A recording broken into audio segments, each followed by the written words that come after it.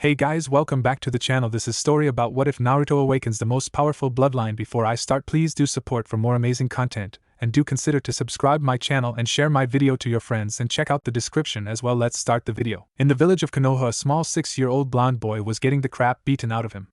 This was not the first time this had happened, and the boy knew it wouldn't be the last. But unlike most, he didn't look for a reason why, he just accepted it. However, this time it was getting really bad. There were more people than usual, and they were using more than just their fists. The pain was unbearable, so he did the only thing he could do. He began to pass out. His vision slowly came back to him, and all he saw was a dark hallway. Water was up to his ankle and a sick smell filled the air.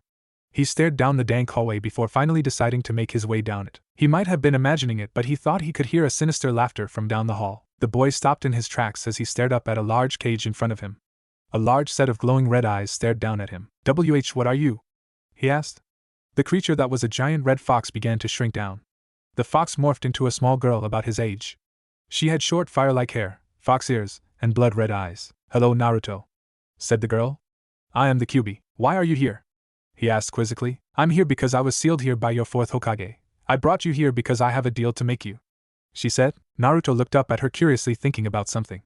"You're the reason I'm beat up, right?" he said in an even voice. "Those people are fools, Naruto. They all deserve to be killed, every last one of them," said the Kyuubi. "If you are in me, what does that make me?" asked Naruto. "Am I human?" "No," said the Kyuubi instantly. "Naruto, you are a human sacrifice. They gave away your humanity the second I was sealed in you. For such a crime they all deserve to die." "Die?"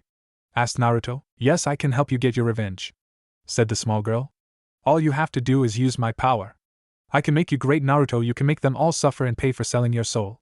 Do you accept?" Naruto looked down, and his hair shadowed over his eyes.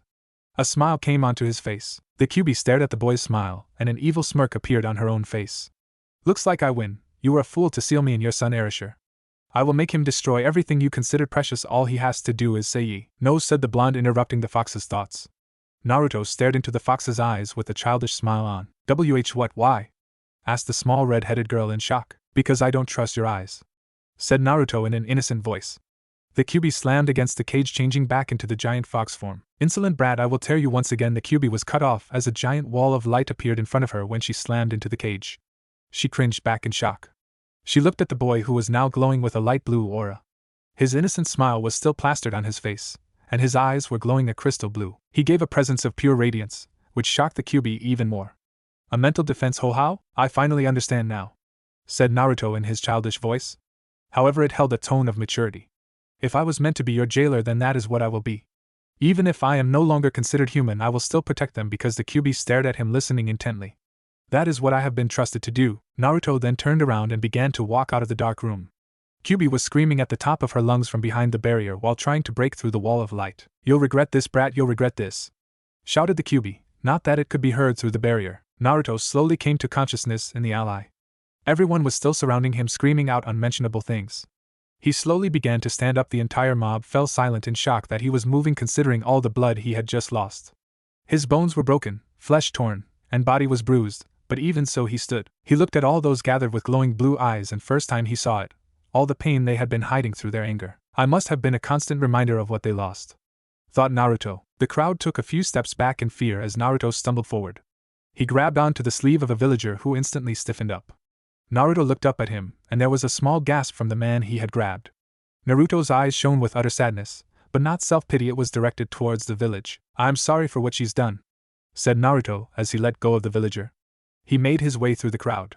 They parted for him, not wanting to go near him. However, a few noticed that unlike the previous times, the boy's wounds were not healing up. Sarutobi looked into the crystal ball with a neutral expression on his face. He knew where the boy would go next. Naruto would come here demanding answers and most likely blame him for what he had done. The old man gave the order to let the boy in. The Hokage watched Naruto stumble into the room on a leg that appeared to be broken. Sarutobi wondered why the Kyuubi hadn't healed him yet. Sarutobi slightly cringed at the boy's state but waited for the boy to speak his words of hate. However, the old man was surprised beyond belief as he saw the boy look up. There was no hate or anger held in the boy's eyes. All the Hokage could see was determination and understanding. Naruto got down on one knee and bowed down. "Hokage-sama, please help me become a strong ninja," said Naruto. "And now Naruto, he was cut off as Naruto spoke again. "I want to go to the academy, but I know no one will help me there," said Naruto. I want to be stronger to protect this land like the fourth did. Sarutobi stared at the boy silently as a visible tear came down his face, and soon it was accompanied by a few more. I'm not asking you to train me personally, that would be selfish when you have a whole village to protect. I just want your guidance from you, a personal tutor, even a scroll would do. Just please give me a chance to protect this village, said Naruto with tear-filled eyes. Please. The Hokage looked into those eyes and noticed they were glowing. His own eyes went wide at this, and then he smiled. He turned his chair around so that he was now looking out the window over the village. Naruto, if you look to your right you will see 3 sets of scrolls, said Sarutobi. In those are the basics, from hand seals to chakra. Take them, study them, and grow strong. I expect you to study those all night and be here by morning to show me any progress you might have made. I will then explain what you need to work on as well as give you a training schedule. The old man turned back around and threw some bands and another scroll over to Naruto. A gift from your father, you should look at it after you learn the basics, said the Hokage. Naruto just stared at him with a look of absolute joy. Unknown to him, a blue aura had surrounded him, and his wounds had all healed. Sarutobi on the other hand had noticed but was not at all surprised. Naruto left the office and the old man swerved around in his chair so he was facing the window. He smiled again at his thoughts. The bloodline radiance has been awoken. Era sure you would be proud. Naruto ran all the way to his apartment, not even noticing the fact that his leg no longer seemed broken.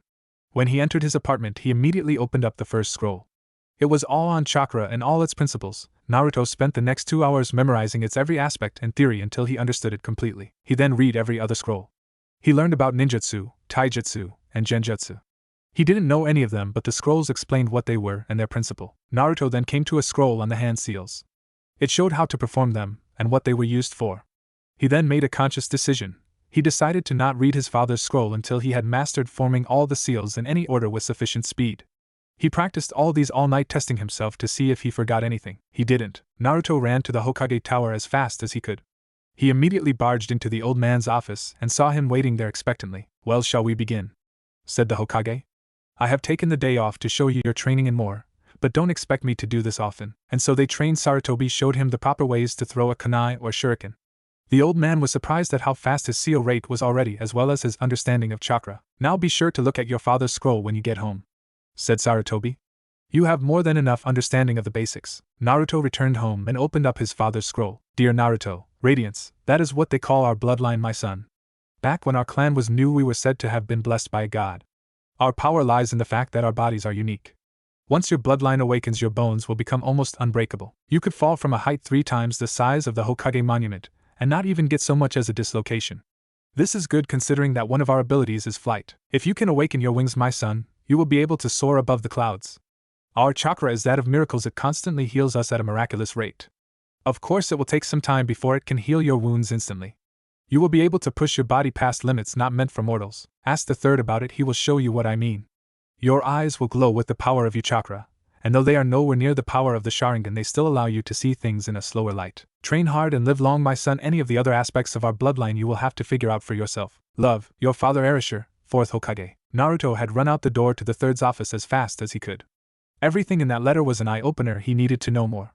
When he arrived the Hokage was waiting there expectantly once again.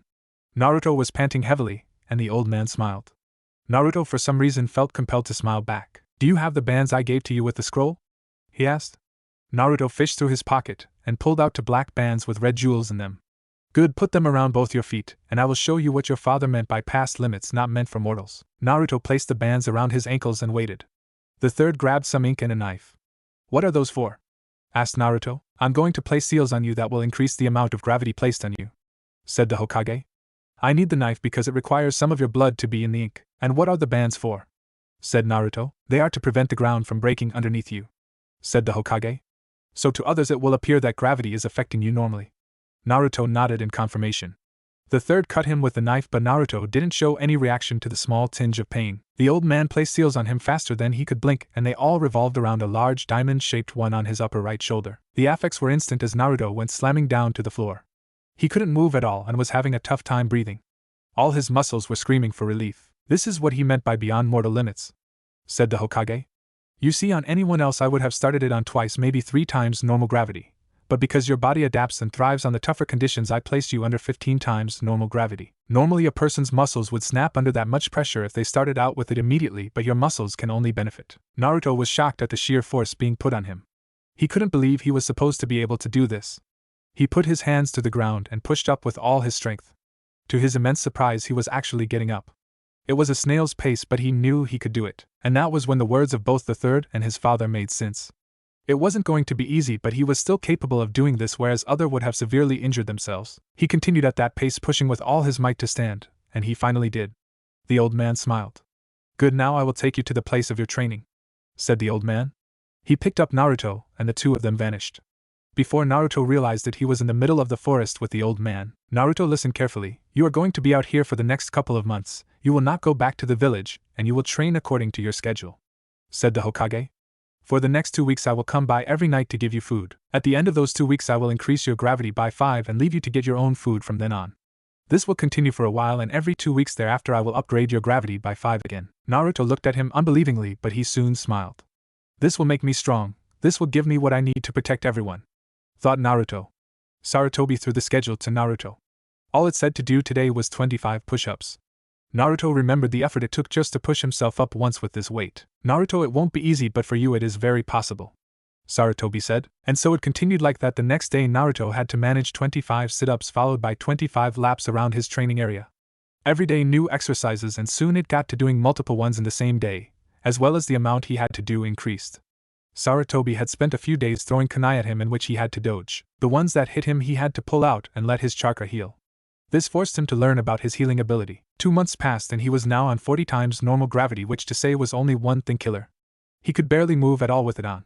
He lied down panting heavily. "I will do this no matter what," he said to himself as he stood up shakily. And then it happened. A huge pain erupted from his back. It was sharp and precise as it cut open on his back. 2 angelic white wings burst forth from his upper back. They stayed frozenly pointed out as feathers fell around Naruto. Clapping was heard from Naruto's side. When he looked over he saw the face of the Hokage. "Well done, Naruto, you brought them out sooner than I thought," said the old man. "Now that you have awakened them, all you have to do to summon them is place chakra on your back." Naruto smiled at the old man. "Thank you for everything," said Naruto. Sarutobi fought back a tear. "It is the least I can do, especially since you plan to use that power to protect my village," said Sarutobi. Naruto nodded. "We are done increasing your gravity for a while. I will finally let you get used to a setting instead of switching it when it becomes slightly easier." Naruto stood up and tried to summon the wings back into him. With a small stab of pain they went back into him. Naruto got ready to run laps when the old man held up his hand. "Naruto, what is the point of wings if you can't use them?" said Sarutobi. "Take them out." Naruto summoned chakra to his back and once again he felt a small tinge of pain. He doubled over only slightly as they came out. He spread his wing and pushed off the ground. However, he was disappointed to find out he only got 3 feet of the ground. He was flapping them as hard as he could, but he couldn't go any higher. He fell panting slightly from the effort. "Why can't I fly?" he asked. "Because of your weights," said Sarutobi. "Your wing muscles are only as strong as your other ones.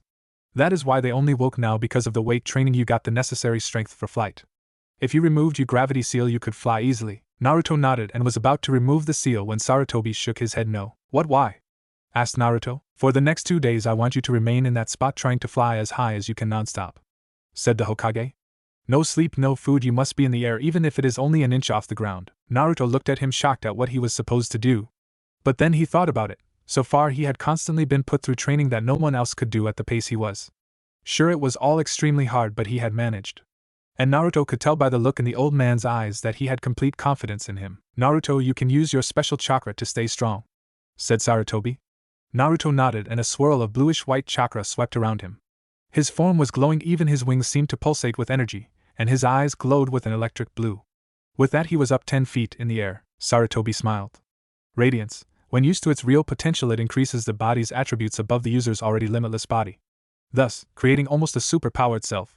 Truly it is the strongest bloodline in Fire Country, if not every country, thought Sarutobi as he vanished. In the dark sewer that was Naruto's mind, a young girl paced back and forth in her cage. "I'm so bored," she said. Kyubi then looked out her cell past the barrier. She could see Naruto training as if he were on television. "Why does he do that? No one will accept him, he is a fool. And when the time comes that he is shown the error of his ways, I will be there to rub it in his face," said the Kyubi with an evil smirk. "He'll regret not using my power and putting up this barrier to prevent me from giving it. Not that I would want to give it to him at this point." Kyubi continued making plans with herself and imagining what she should do. Naruto had been flying over the same spot for almost a day. It was harder than anything that he could imagine, and yet even still he added to the challenge. He went over all the seals again and was performing them. While doing so, he was barely able to stay a foot off the ground, but the Hokage had said that even 1 inch was enough. To him, he thought his seal rate was impressive, but he had the distinct feeling that compared to other ninja it was probably rather slow. He stopped forming seals so he could focus on flying. He struggled, but he eventually made it above the trees. Naruto was surprised at how far away he was from the village. He could barely make out the Hokage monuments in the distance. The young demon container wondered how long he'd be out there or when the Hokage would show up. Good thing he was a patient person because he was there for hours still. Finally, Sarutobi showed up in front of Naruto. He gave the boy a nod and Naruto stopped flapping his wings. He fell to the ground with a thump, breathing heavily, almost gasping for air as he tried to relax. "Well done, Naruto, well done," said old man Sarutobi. "We're going back home. You can rest for a while, you've earned it." The Hokage and Naruto teleported back to the village outside Naruto's apartment. Naruto went inside and immediately passed out on his bed. Naruto had been asleep for a full day. As a matter of fact, he probably would have been out even longer had the Hokage not come and woken him up. "Wake up, Naruto, I have a few things to go over with you now," said the Hokage. Naruto got up groggily, not knowing what was going on. "Old man, why are you here?" asked Naruto tiredly. The old man smiled at him. He then took something out of his pocket and placed it in Naruto's hand.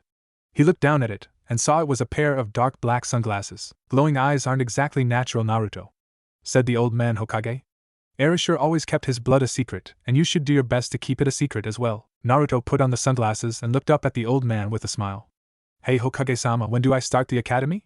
asked Naruto. "Naruto, normally kids don't begin until they are 7, and I am thinking of entering you later than usual," said the Hokage. Naruto frowned downward at this. "Naruto, you are already showing that you are stronger in your bloodline than your father was. Your eyes are the proof of that, A/N, being that the glowing doesn't stop and only gets brighter as he accesses it. I just want to keep training you in studies more suited towards your skills. You will still be able to go to the academy to make friends," said Sarutobi. "Friends?" asked Naruto. He then looked back down with a sad smile. "I would only be so fortunate." The Hokage was taken aback by the maturity in the statement. "I'm not really deserving of friends, but I will still make as many people as I can happy." He said that last part looking up with a truly happy smile. "Yes, I'm sure you will," said the Hokage. "Will I still graduate when I'm supposed to?" asked the blonde. "Provided you don't fail, then yes," said Sarutobi, smiling. "And Naruto, look on getting a weapon. I happen to know that it is extremely hard to make effective attacks with your fists while flying at the speeds you'll be traveling at." Naruto nodded. "Big sword," he said.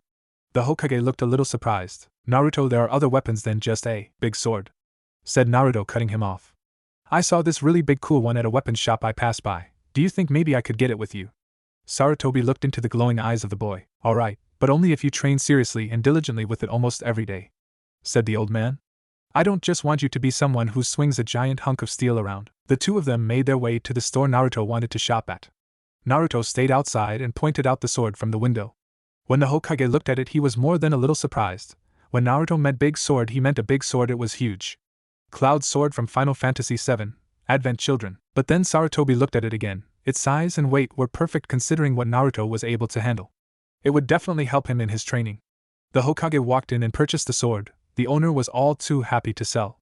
He brought Naruto home and gave him a scroll as well as a holder for the sword. "Now Naruto, this is actually 6 blades in one. That scroll was specifically meant for this sword," said the Hokage. Naruto took the sword and lifted surprisingly easily. "Train well with it. They call you the hot-blooded dropout," shouted a group of kids. A kid with rather large eyebrows covered his ears and ran away. "Lee, get back here!" shouted out an instructor. Lee didn't hear it with his ears covered and continued to run. He ran through the whole village on the verge of tears. "I'll show them all. I will be a great ninja," thought Lee as he ran towards one of the training areas. When he arrived, he halted. In the middle of the training area was a boy in a plain white t-shirt and black shorts. That wasn't the odd thing. What was really odd was the huge object he was wielding.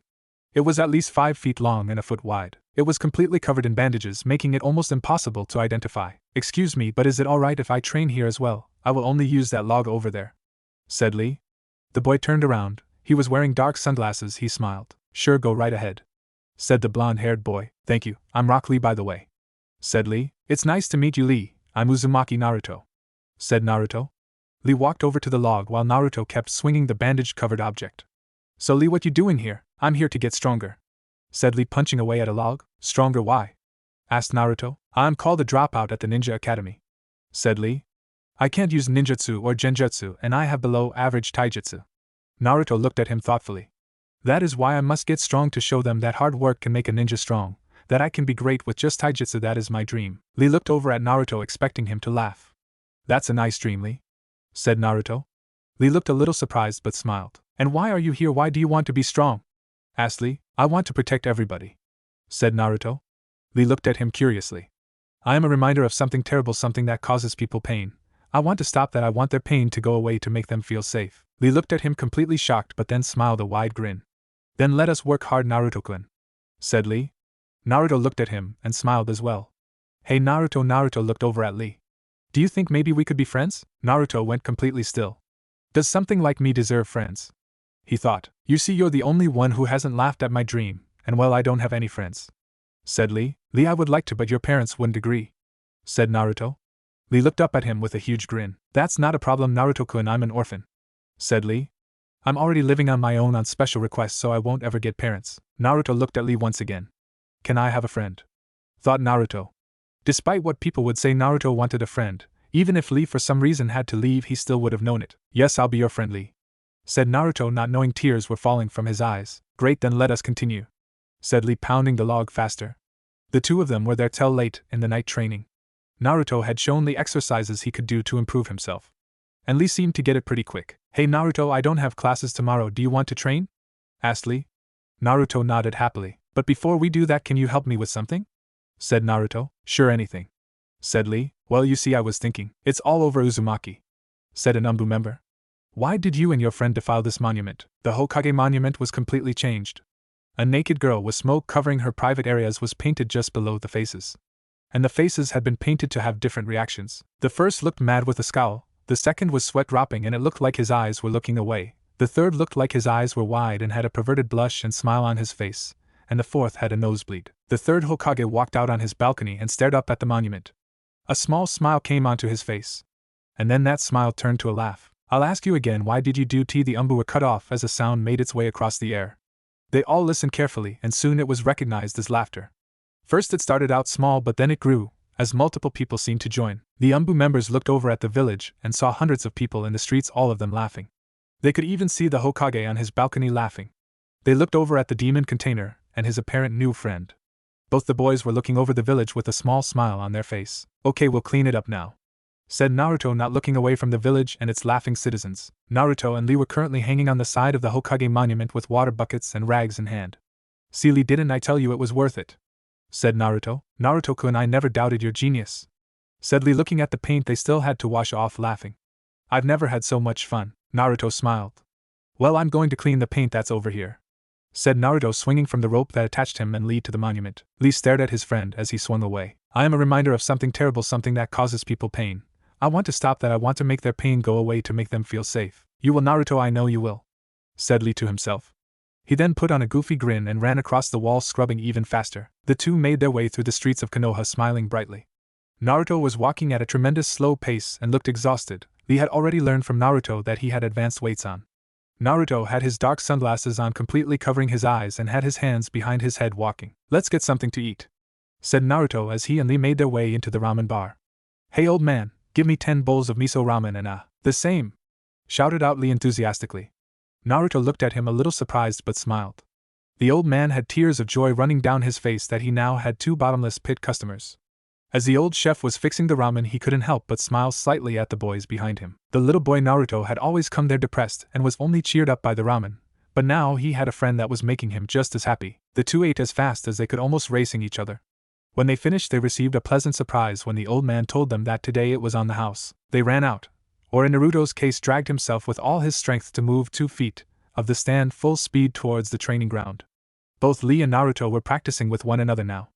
Naruto didn't know any taijutsu. The old man had only shown him seals and how to get his body stronger, but he had never used taijutsu before. Lee knew some taijutsu, but he was far away from being a genius in it, so they were basically at the same point in their training. Hey Lee, I think we should stop and run laps around Konoha, said Naruto. What, why? Are you even sure you can do that? Said Lee skeptically. Not that I have a problem with it, just that I think I'm finally getting better, said Lee with a smile. Well, I can ask the Hokage if he can show us some taijutsu tomorrow, said Naruto. Because right now it's not improving. Very well, Naruto-kun, then we shall race, said Lee, taking the starting position. Naruto just chuckled as he got in a similar position. Ready, set, go. And they took off. Lee shot ahead of Naruto. The small blonde was doing all he could with his weights. Lee slowed it down to a slow jog to stay with Naruto, but still kept himself far ahead. Naruto paused for a while and looked to his side. Lee noticed this and stopped too. Naruto-kun, what are you looking at? Asked Lee. Naruto pointed in front of him. Geez Chuji, why do you always make us lose? Shouted out a random kid to a slightly chunky one. Yeah, every team you're on ends up losing, said another. The boy known as Chuji turned around and ran off upset. Chuji sat on a stone stool sobbing. Why does everyone have to be so mean? Said Chuji to himself. He continued to cry silently when a sound caught his attention. When he looked over, he saw a kid wearing sunglasses with his hands in his pocket sitting next to him. He looked to his other side and saw someone else with the strangest eyebrows he'd ever seen. Hey, are you here to make fun of me too? Asked Chuji. Naruto laughed. Really, do you think someone who looks like me has any right to make fun of you? Said Lee, pointing at his eyebrows. Chuji laughed at this. Don't listen to what those kids say, they don't know what they're talking about, said Naruto. Chuji looked up at him curiously. But they're right. I'm the reason they keep losing, it's because I'm so big, said Chuji. Chuji, the way I see it, being big is a good thing, said Naruto. For me it would mean I would be able to eat even more ramen. You could see a twinkle behind his sunglasses as he said that. Chuji laughed at this. Listen, soon you won't have to worry about people making fun of you. Chuji looked at him curiously. What do you mean? Asked Chuji. As that was said, a lazy-looking kid with a pineapple-shaped haircut walked up to them. Naruto turned and left before anyone could say anything, and Lee followed. Hey, you're a Kimichi Chuji, right? Said the boy. Yes, and who are you? Asked Chuji. I'm Nara Shikamaru, our dads used to be teammates, he said. Chuji looked at him then smiled. Do you mind if I sit up here with you and watch the clouds? Naruto-kun, that was super cool of you, the way you were all like, soon you won't have to worry about people making fun of you and stuff, said Lee, trying to imitate Naruto. Naruto laughed so loudly at this that he fell over. He tried to get up but couldn't and sighed. Damn, these things are so heavy I can't get up, said Naruto. Are you sure about that? I mean, when I help you up it's not hard at all, said Lee. That's because of these babies, said Naruto, pointing to the black jewel-crusted bands. To everyone else it's like I'm being affected normally. Oh, I see, said Lee. Say, Naruto, tomorrow is the last day of the academy before the break, and then the new semester. You'll be joining the academy then, right? Said Lee with a cheerful smile. Naruto shook his head. No, the Hokage said that I will join later, maybe a couple of years after, said Naruto. Lee frowned immensely at this. But don't worry, I will train with you every morning and whenever you have free time. In an instant Lee was up wearing a huge grin. So we will still be friends? Excellent, shouted out Lee. Naruto was brought out of his friend's ranting when he heard something. He followed the source of the noise to a group of bullies. They appeared to all be gathered around something and making fun of it. That something appeared to have pink hair. Look at that large forehead, said one bully as he smacked the top of the now apparent girl's head. This caused her to cry a little. Oh, is the big-headed baby gonna cry? That caused even more tears to escape from the girl's closed eyes. Naruto looked down at the scene and noticed the girl with blonde hair looking confused at it from the swings.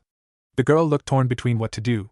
Naruto decided he wasn't going to wait as he walked over. The bullies were taken aback by when a small blonde-haired boy walked in front of the girl they were picking on. He didn't say anything as he stood in front of her. Hey, get out of our way, said one bully as he threw a punch at Naruto. Naruto, knowing that with his weights on he wouldn't be able to block it, took the blow to the face. Surprisingly, he didn't move at all. He barely felt the weak punch due to his training. The boy kept hitting him in different spots, but each time Naruto just stood there unaffected. You're weird. Let's go, guys, this isn't fun anymore, said the leader of the group. As they left, Naruto turned around and looked at the girl. He smiled slightly. Are you alright? He asked kindly. The girl's eyes widened as she stared, mesmerized by something. Naruto wondered why she was staring until he noticed his sunglasses had fallen forward on his nose a little, revealing his glowing blue eyes. He adjusted his glasses and the girl seemed out of her trance. Thank you, she said quietly as she got up. She stared at the ground and then bowed slightly. Naruto looked at her thoughtfully when he saw an older woman with the same pink hair walking at a slightly hurried pace towards them. Naruto instantly knew what was going to happen, so he nodded to the girl and walked away. Sakura, are you all right? That demon didn't hurt you, did he? Asked the older Haruno. She glared daggers at the boys retreating back. No, Mom, he saved me from some bullies, said Sakura shyly. Her mother was surprised by this and looked at the boy who was walking towards a young blonde. Being a former jounin, Mrs. Haruno focused her hearing on the boy as he began to speak with the girl on the swings. I saw you thinking of helping her, said Naruto. Next time please do. I think she could use a friend. The blonde girl that was on the swings shook her head yes, as if it was an order she would happily fulfill. Mrs. Haruno stopped listening in and stared at the back of the boy, shocked and surprised at his words. Sakura tugged at her sleeves. Mommy, is everything okay? Asked Sakura in her small voice. Mrs. Haruno didn't know how to respond at the time, so she went to her old instincts towards the boy. Sakura, be careful around that boy. If you ever see him again, just try to ignore him, said the older Haruno. You'll be safe then. If you stay out of his way, he'll stay out of yours. Sakura looked extremely confused and slightly heartbroken. Is he bad? she asked. Mrs. Haruno looked down confused as well. I am not sure, just be careful if you see him again, she said. Once again you were super cool, Naruto-kun, shouted out Lee, pointing his fist in the air. Naruto smiled but then frowned slightly. Lee, do you understand that by being my friend you may not be able to have any others? Asked Naruto, looking down. Lee instantly became serious. You are looked down upon for reasons I don't know. You seem to get cold glares wherever you go, and yet Lee trailed off. You are kind, you accepted me and want to protect others.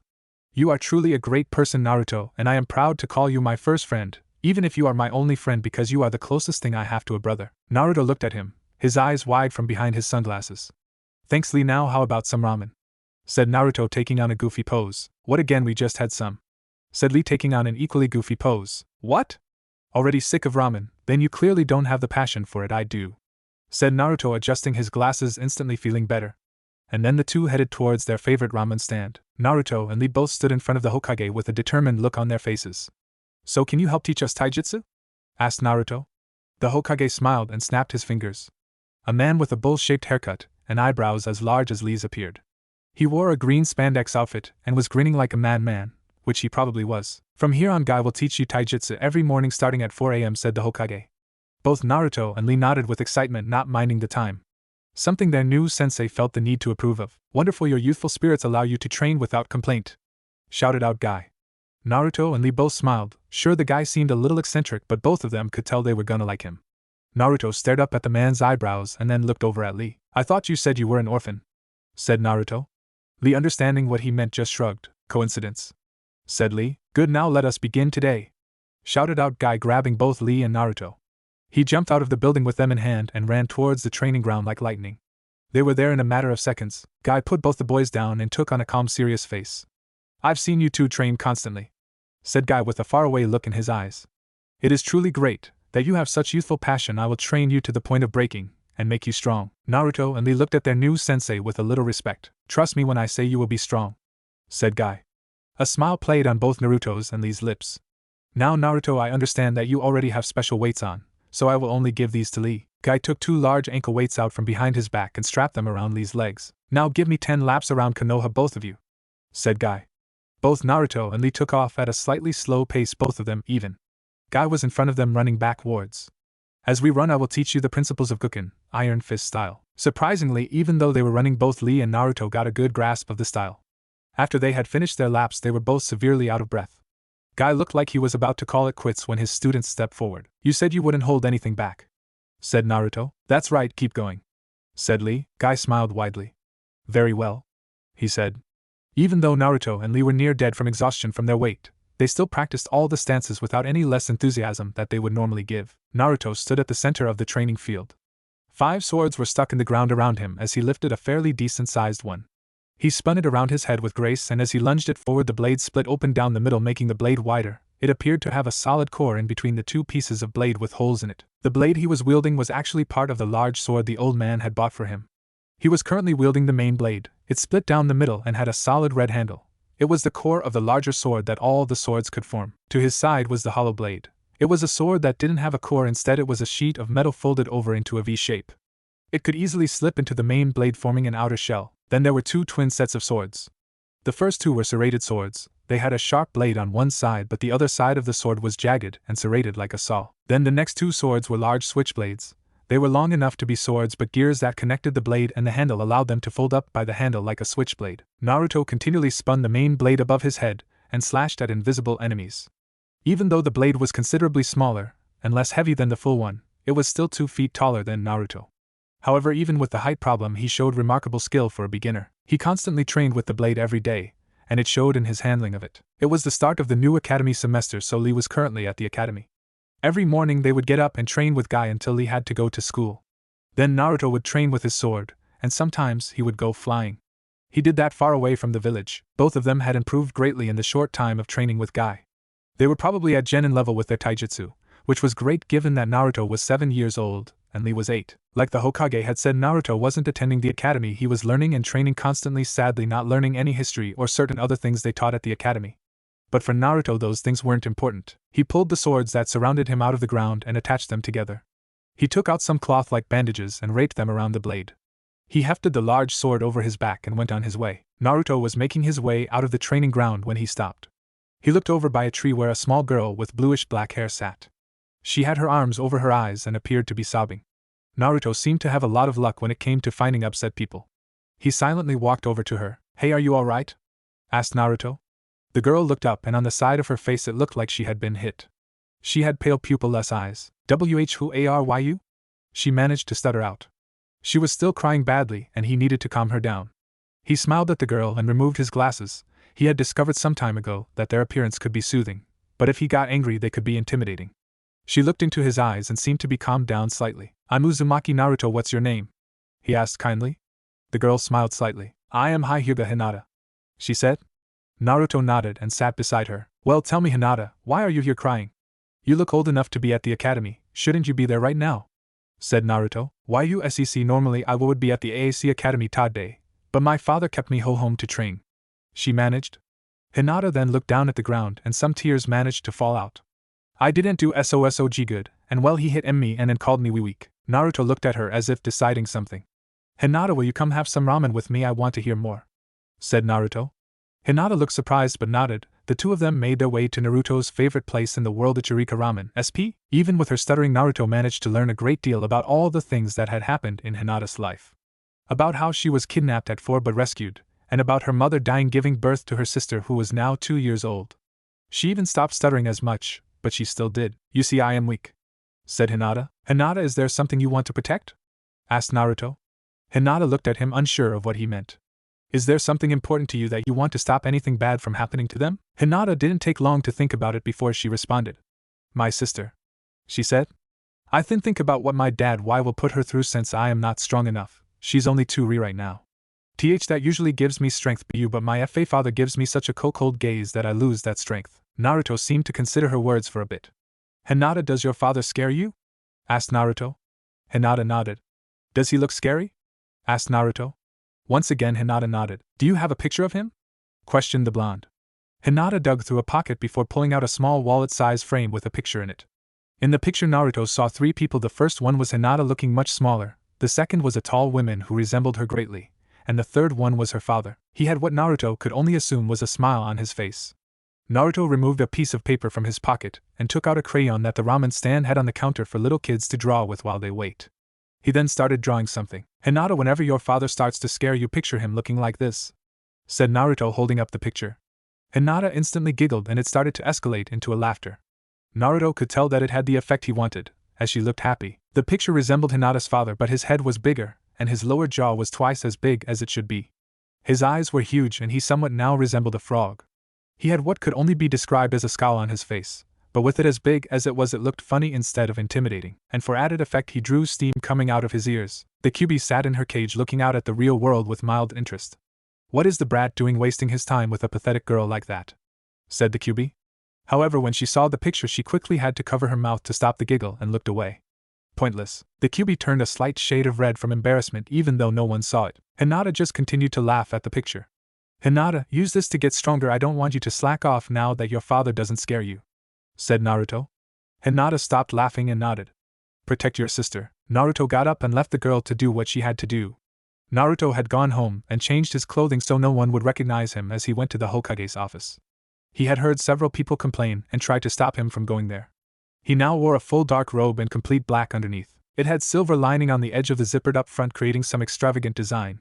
He pulled the hood over his face, completely concealing him. A/N, for a real visual, it's the cloak of Organization 13 from Kingdom Hearts 2. He then strapped his large blade to his back and removed his sunglasses. He found that it gave him an eerie look with glowing eyes, but you couldn't see the face. And because of all the slight changes he had made which he normally kept hidden, no one would even come close to guessing it was him. Naruto walked up to the guards positioned at the front of the Hokage's doors. "Excuse me, the Hokage is expecting me, could you let me in?" said Naruto. "May we ask who you are?" said the guard. "Just tell him some guy is here with a black hood, he'll know who I am," said Naruto. The guard looked a little suspicious but disappeared to get the Hokage. He poofed back no more than 15 seconds later and gave the nod to let him in. The old man sat behind his desk waiting patiently for him to sit down. Naruto walked up to the seat and did just that. "Hello, old man," said Naruto with a smile.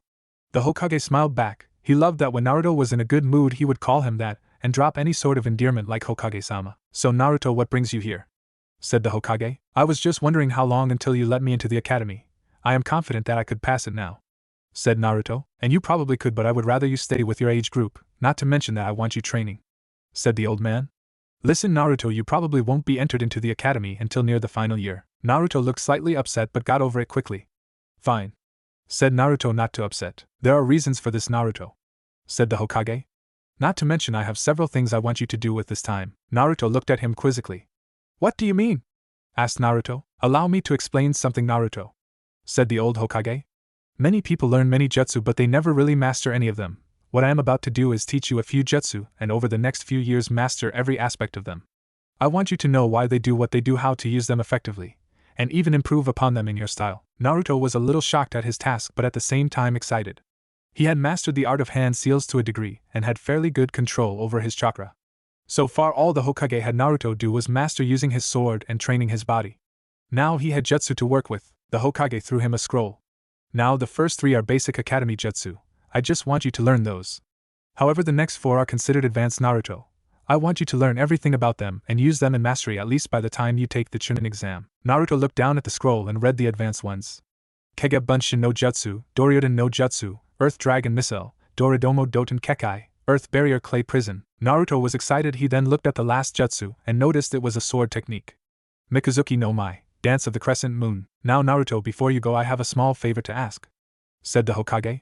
Naruto looked over at him. Could you please bring this to the Uchiha compound? You don't have to show who you are, just give it to them saying it's from the Hokage. Naruto smiled and grabbed the scroll that was meant for the Uchihas. He then jumped out of the Hokage's window and landed on a nearby rooftop. He then headed in the direction he was sure the Uchiha compound was in.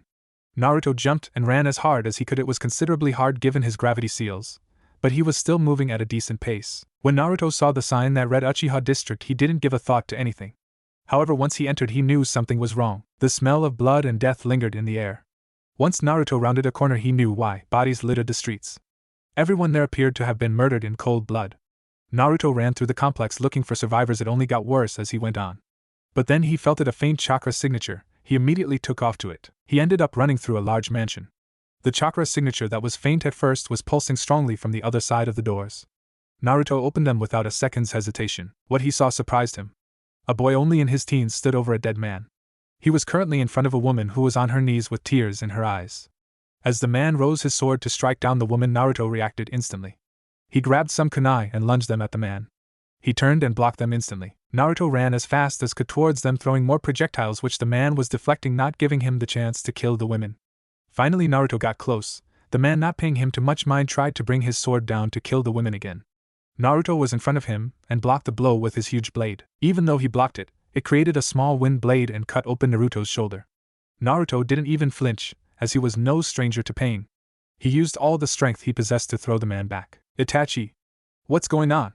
Shouted out a boy with raven black hair from the door of the room. Sasuke, run! Itachi killed the whole clan. Shouted the women from behind Naruto. Mom, said Sasuke in shock at her bloodied state. It's true, Sasuke, said the man known as Itachi. I killed them all. Why?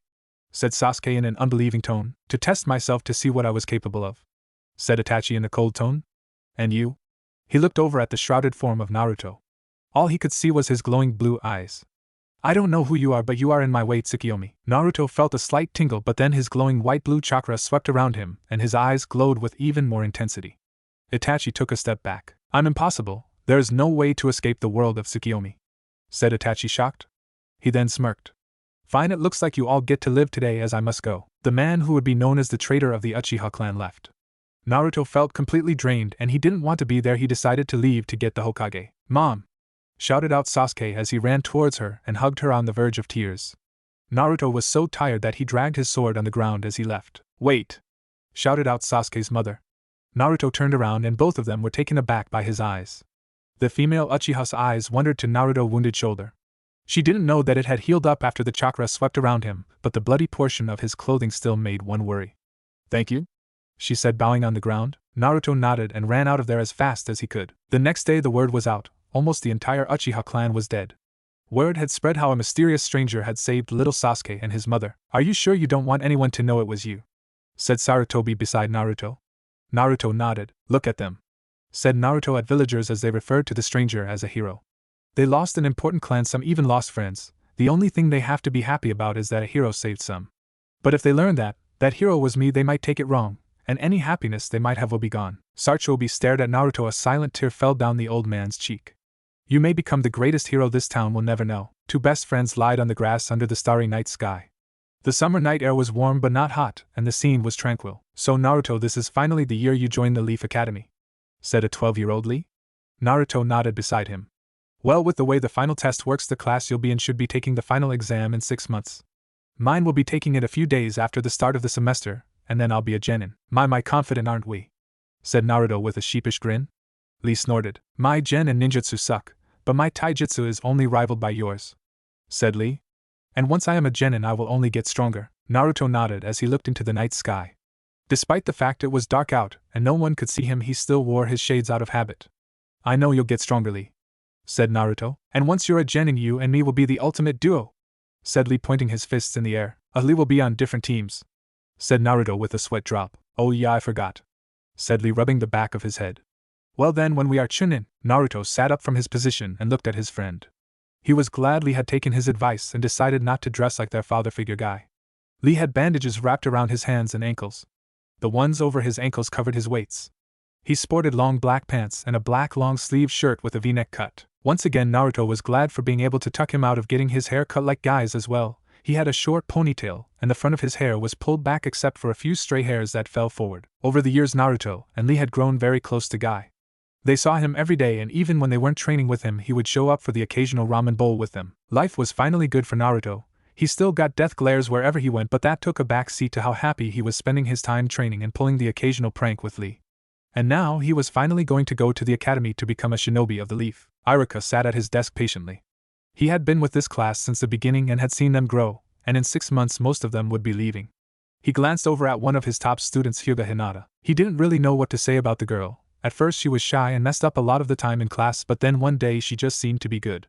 She was currently a competitor for Rookie of the Year along with young Uchiha Sasuke. Sasuke was the strongest male in the class and Hinata was the strongest female. The best academically was Haruno Sakura. She was smart and quick-witted but lacked in strength. She was one of Sasuke's fangirls with her friend Ino. Both girls were practically at each other all the time, but there was still a deep undertone of friendship. They were both fairly good friends with Hinata as well. Chuji and Shikamaru were two of the best friends in class. They were both average shinobi, but Shikamaru proved that he was a genius in strategy. Shino was quiet and reserved while his usual desk mate Kiba was loud and brash. Overall Iruka loved his class. They were entertaining, and he knew that they would make fine shinobi. This year looked promising and he was looking forward to a great semester until he read the new addition to the class. Uzumaki Naruto. Now Iruka hated the Kyuubi with a passion, but he was willing to give Naruto the benefit of the doubt. The Hokage had made that clear to him in an earlier meeting. The boy had not done anything to earn his scorn as of yet, but many teachers still regarded the boy with hate. He was not looking forward to the negative attention his class would be getting. No, today I'll sit next to him forehead, said Ino. Dream on, Ino Pig, I will, said Sakura. Both of them were making their way to the desk when they noticed one thing. Random fangirls next to Sasuke already filled up the seats. Both girls looked at each other, then they looked down. They walked silently over to their friend Hinata. You couldn't get next to Sasuke? Asked Hinata with a smile. Both the girls nodded. Sorry for you guys then. I don't get you, Hinata. You're probably the second best student in class, and more or less have a chance of Sasuke-kun. Why don't you go after him? Asked Ino. Hinata put her finger to her chin. Well then I wouldn't be able to be friends with you guys, said Hinata. That's a stupid reason, said Sakura, taking a seat next to Hinata. Not really, I just don't have any interest in him, said Hinata. Both of the girls' jaws dropped to the floor. You're weird, Hinata, said Ino and Sakura in unison. Hey, could you to keep it down, I'm trying to sleep, said a lazy genius. Ino and Sakura sent him death glares. Troublesome. Chuji, who was eating beside his friend, patted him on the back. Yeah, you're right, buddy, said Kiba to his faithful pet, who gave a bark back in amusement. Okay class, let's settle down, said Iruka. We have all been together for a long time now, and today we will receive a new student. You can come in now. As Iruka said that, the door opened. A boy with sun-blonde hair and black sunglasses walked in. His hair was the same mess that their fourth Hokage was famous for. He wore a short-sleeved white shirt which showed surprisingly well-toned body for someone his age, and black cargo pants. On his side he had two fingerless gloves with metal knuckles attached to his belt. And if one looked closely, he appeared to have a black diamond tattoo on his right shoulder. Hello, I'm Uzumaki Naruto, he said, greeting the class with a warm smile.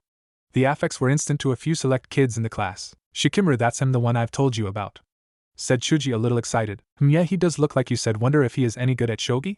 Asked Shikamaru. Sakura stared ahead in shock. Any immaturity that had shown when she was just swooning over the Uchiha was gone in recognition of the boy. She would never forget the one person other than Ino who had been kind to her. In fact, Ino had even admitted that the boy was the one that told her not to hesitate in helping her next time she was picked on. However, the feeling of shock was replaced with a slight bit of worry remembering her mother's words. "Be careful with that boy," echoed the memory. Ino recognized him as well. She had met the boy briefly, but in that moment she learned all she needed to know about the boy's personality. He was most likely one of the kindest people you could meet. Both girls stared at each other and then turned to Hinata to discuss things with their friend, as she was always good with advice. But what they saw surprised them even more. Hinata stared unblinkingly at the boy with her eyes wide. A faint blush was on her cheeks, and then they heard her say it. "Naruto-kun is here," she said in a silent, happy voice. She almost seemed to revert back to the shy girl they had heard she was at the start of the academy. "Well, Naruto, you can have a seat." Irika was interrupted when another Chunin walked into the room. "Excuse me, Irika, but the Hokage needs to see you," said the Chunin. "Oh, okay, Mizuki, take over while I'm gone," said Uruk. The teacher known as Mizuki gave a warm smile as the teacher left, but as the door closed that smile turned to an evil smirk. One fully directed at Naruto. Almost every student picked up on this but didn't say anything. "Uzumaki, go to the seat at the corner now," said Mizuki with venom. Most students visibly cringed, never had they seen their second sensei act this way. Naruto didn't pay it any mind and silently walked up to his seat. Almost the entire class period Mizuki asked Naruto questions no one in the class could possibly know. To the class's astonishment, and Mizuki's disapproval, he got all of them right. "Alright, we're going out for the taijutsu sparring now," said Mizuki in slight irritation as he directed the class outside. The class lined up to spar with another one of their classmates, as their taijutsu instructor graded them. When Naruto's name was called, they saw the same evil smirk appear on his face that had on Mizuki's. The bullies in the class faces lightened up, as it appeared they could pick on this kid without the teachers caring. "Your opponent will be Mizuki-sensei," said the Chunin. Mizuki stepped forward looking pleased. Some students were surprised as they all sparred with one another. Mizuki took his stance. "Hope you're ready, demon brat," he said. As the instructor gave the signal to start the match, Mizuki charged forward. He threw a punch, but what happened next surprised everybody. Quick as lightning, Naruto tied wire around the hand that was thrust out. He immediately moved to Mizuki's side and looped another part of the wire around his other hand. He rolled under Mizuki and wrapped it around one foot, and then he jumped onto his back and tied it to his neck. It had all happened so fast no one knew what was going on. Mizuki was choking due to the wire. Whenever he brought his hands up trying to reach his neck, the wire pulled on his neck, pulling it back more and lifting his foot up. When he moved his neck forward, his hand would move down due to the wire that was attached to each other, creating this cycle. The instructor sneered at this. "I'm sorry, Uzumaki, but you failed this portion of class due to you used a weapon," said the instructor. All were surprised at the declaration, as many of the students had used weapons. But some kids smirked at the obvious dislike that the teachers had for the boy. As the teacher released Mizuki from the wire, something inside the man snapped. A loud smacking sound was heard. Everyone who was present eyes widened as the blonde boy was struck in the face by a punch. They were even more surprised as Mizuki continued to hit him. "How do like that, demon?" shouted out Mizuki. Naruto was taking every hit, not even attempting to block. Even as he was hit, he showed no signs of pain. "I'll make you suffer, you hell spawn." "Me, Mizuki, what are you doing? This is against the Hokage," said the shocked instructor. Every student there visibly cringed as the boy was pummeled. "Mizuki, stop this before you get into trouble." "Shut up, you want this as much as I do." Mizuki said this. He took out a kunai and stabbed forward straight for the boy. A few girls screamed and looked away. Several instructors ran forward to stop him, but they wouldn't make it in time. Blood splattered the ground, and Mizuki's eyes widened. Naruto had taken the kunai straight through the hand and was now grabbing Mizuki's wrist. Blood flowed from the deep wound, and then a snap was heard as the boy broke the wrist. Mizuki grunted in severe pain, and Naruto ran up his chest and kicked his jaw. Mizuki was sent flying through the air. Naruto jumped onto his chest and was riding him to the ground. Just before the body hit, Naruto pushed off his chest with his feet, sending Mizuki slamming into the pavement, creating a huge crater. The Chunin was instantly knocked out. The whole training field was silent as students from upper and lower classes stared on at Naruto. Blood still flowed from his hand onto the ground. Naruto still showed no signs of pain as he turned around and walked to the outdoor sink. He grabbed the kunai and pulled it out of his hand. He then dropped it to the ground while he washed his bloody hand. He took out some bandages that were in his ninja equipment pouch. Naruto then proceeded to wrap his hand. "Naruto-kun!" was shouted across the field. Naruto turned and saw Lee running up to him. "Are you okay?" "Yeah, this is nothing, you should see the other guy," said Naruto with a smile. Instantly the tension that was in the air was deflated as the teachers told their students to go back to class. The taijutsu instructor walked up to Naruto and looked at him in the eye. "I'm sorry that Mizuki took it that far," he said, looking down. "It's okay, I let it happen because I thought he just needed to get the worst of his anger out on me now before later," said Naruto. The instructor stared at the boy. You may not believe me, but I just want to protect Konoha. You don't have to try to hinder me, as I will do all I can. The instructor was in a slight state of shock at this. His mind was screaming at the demon, but his heart and instincts told him something different. He was probably the second most official person over the academy, so he would spread the word. Do not mistreat Uzumaki Naruto. The whole class was discussing what had just taken place. None of them could believe that Mizuki would do that. Can you believe what just happened? Ino practically shouted this in Sakura's ear. Sakura looked up at her friend and remembered her mother's words from long ago. He's dangerous, replied Sakura. Yeah, but he was awesome the way he took out Mizuki-sensei, said Kiba, joining in on the conversation. How troublesome, said Shikimura, looking over at his friend Chuji, who had stopped eating. Hey man, don't look so worried. I'm sure he's fine. Yeah, I know, it's just that ever since that day I've wanted to meet that kid again and his friend, said Chuji, looking down. They were both so nice, and I think maybe they could be my friends as well. Shikimura looked at his friend thoughtfully. He knew that he was Chuji's only real friend. Heck, the same could be true the other way around. But many people still wanted to practice with Shikimura. For the better part, many just ignored Chuji. The attention of everyone in the room focused on a blonde boy as he walked through the door. Iruka immediately stood up to meet the boy. Naruto, I heard about what Mizuki did. Are you alright? Asked the instructor. Naruto just smiled. Yeah, I'm fine. I mean, come on, we're gonna be shinobi. We all got to get stabbed sometime, said Naruto, holding up his bandaged hand, laughing. Despite the situation, everyone in the classroom erupted in a series of giggles and laughs. Well, Naruto, if you want, you can sit somewhere else, said Iruka. Naruto was about to say it was okay in the back, when Iruka responded. On second thought, why don't you go sit in the seat the third row above Hinata? Naruto didn't say anything as he made his way up the steps and took his seat. He looked over at his desk mates, and a smile spread across Naruto's lips. How's it going, Chuji? Asked Naruto. Chuji seemed shocked. Yo, you remember me? Said Chuji. Naruto nodded with a grin. Yeah, who's your friend? Asked Naruto, pointing at Shikimura. This is Shikimura, he's my best friend. I met him after I met you, responded Chuji. Shikimura gave a nod in Naruto's direction, and class continued on. Naruto would talk to Chuji and Shikimura, more or less ignoring Iruka. He even played a game of shogi with Shikimura. The boy was exceedingly good at it, and it ended up in a draw. Chuji, who had watched, was in shock as no one ever tied or beat Shikimura in shogi. The entire class period Naruto felt a set of eyes on him, but he chose to ignore them.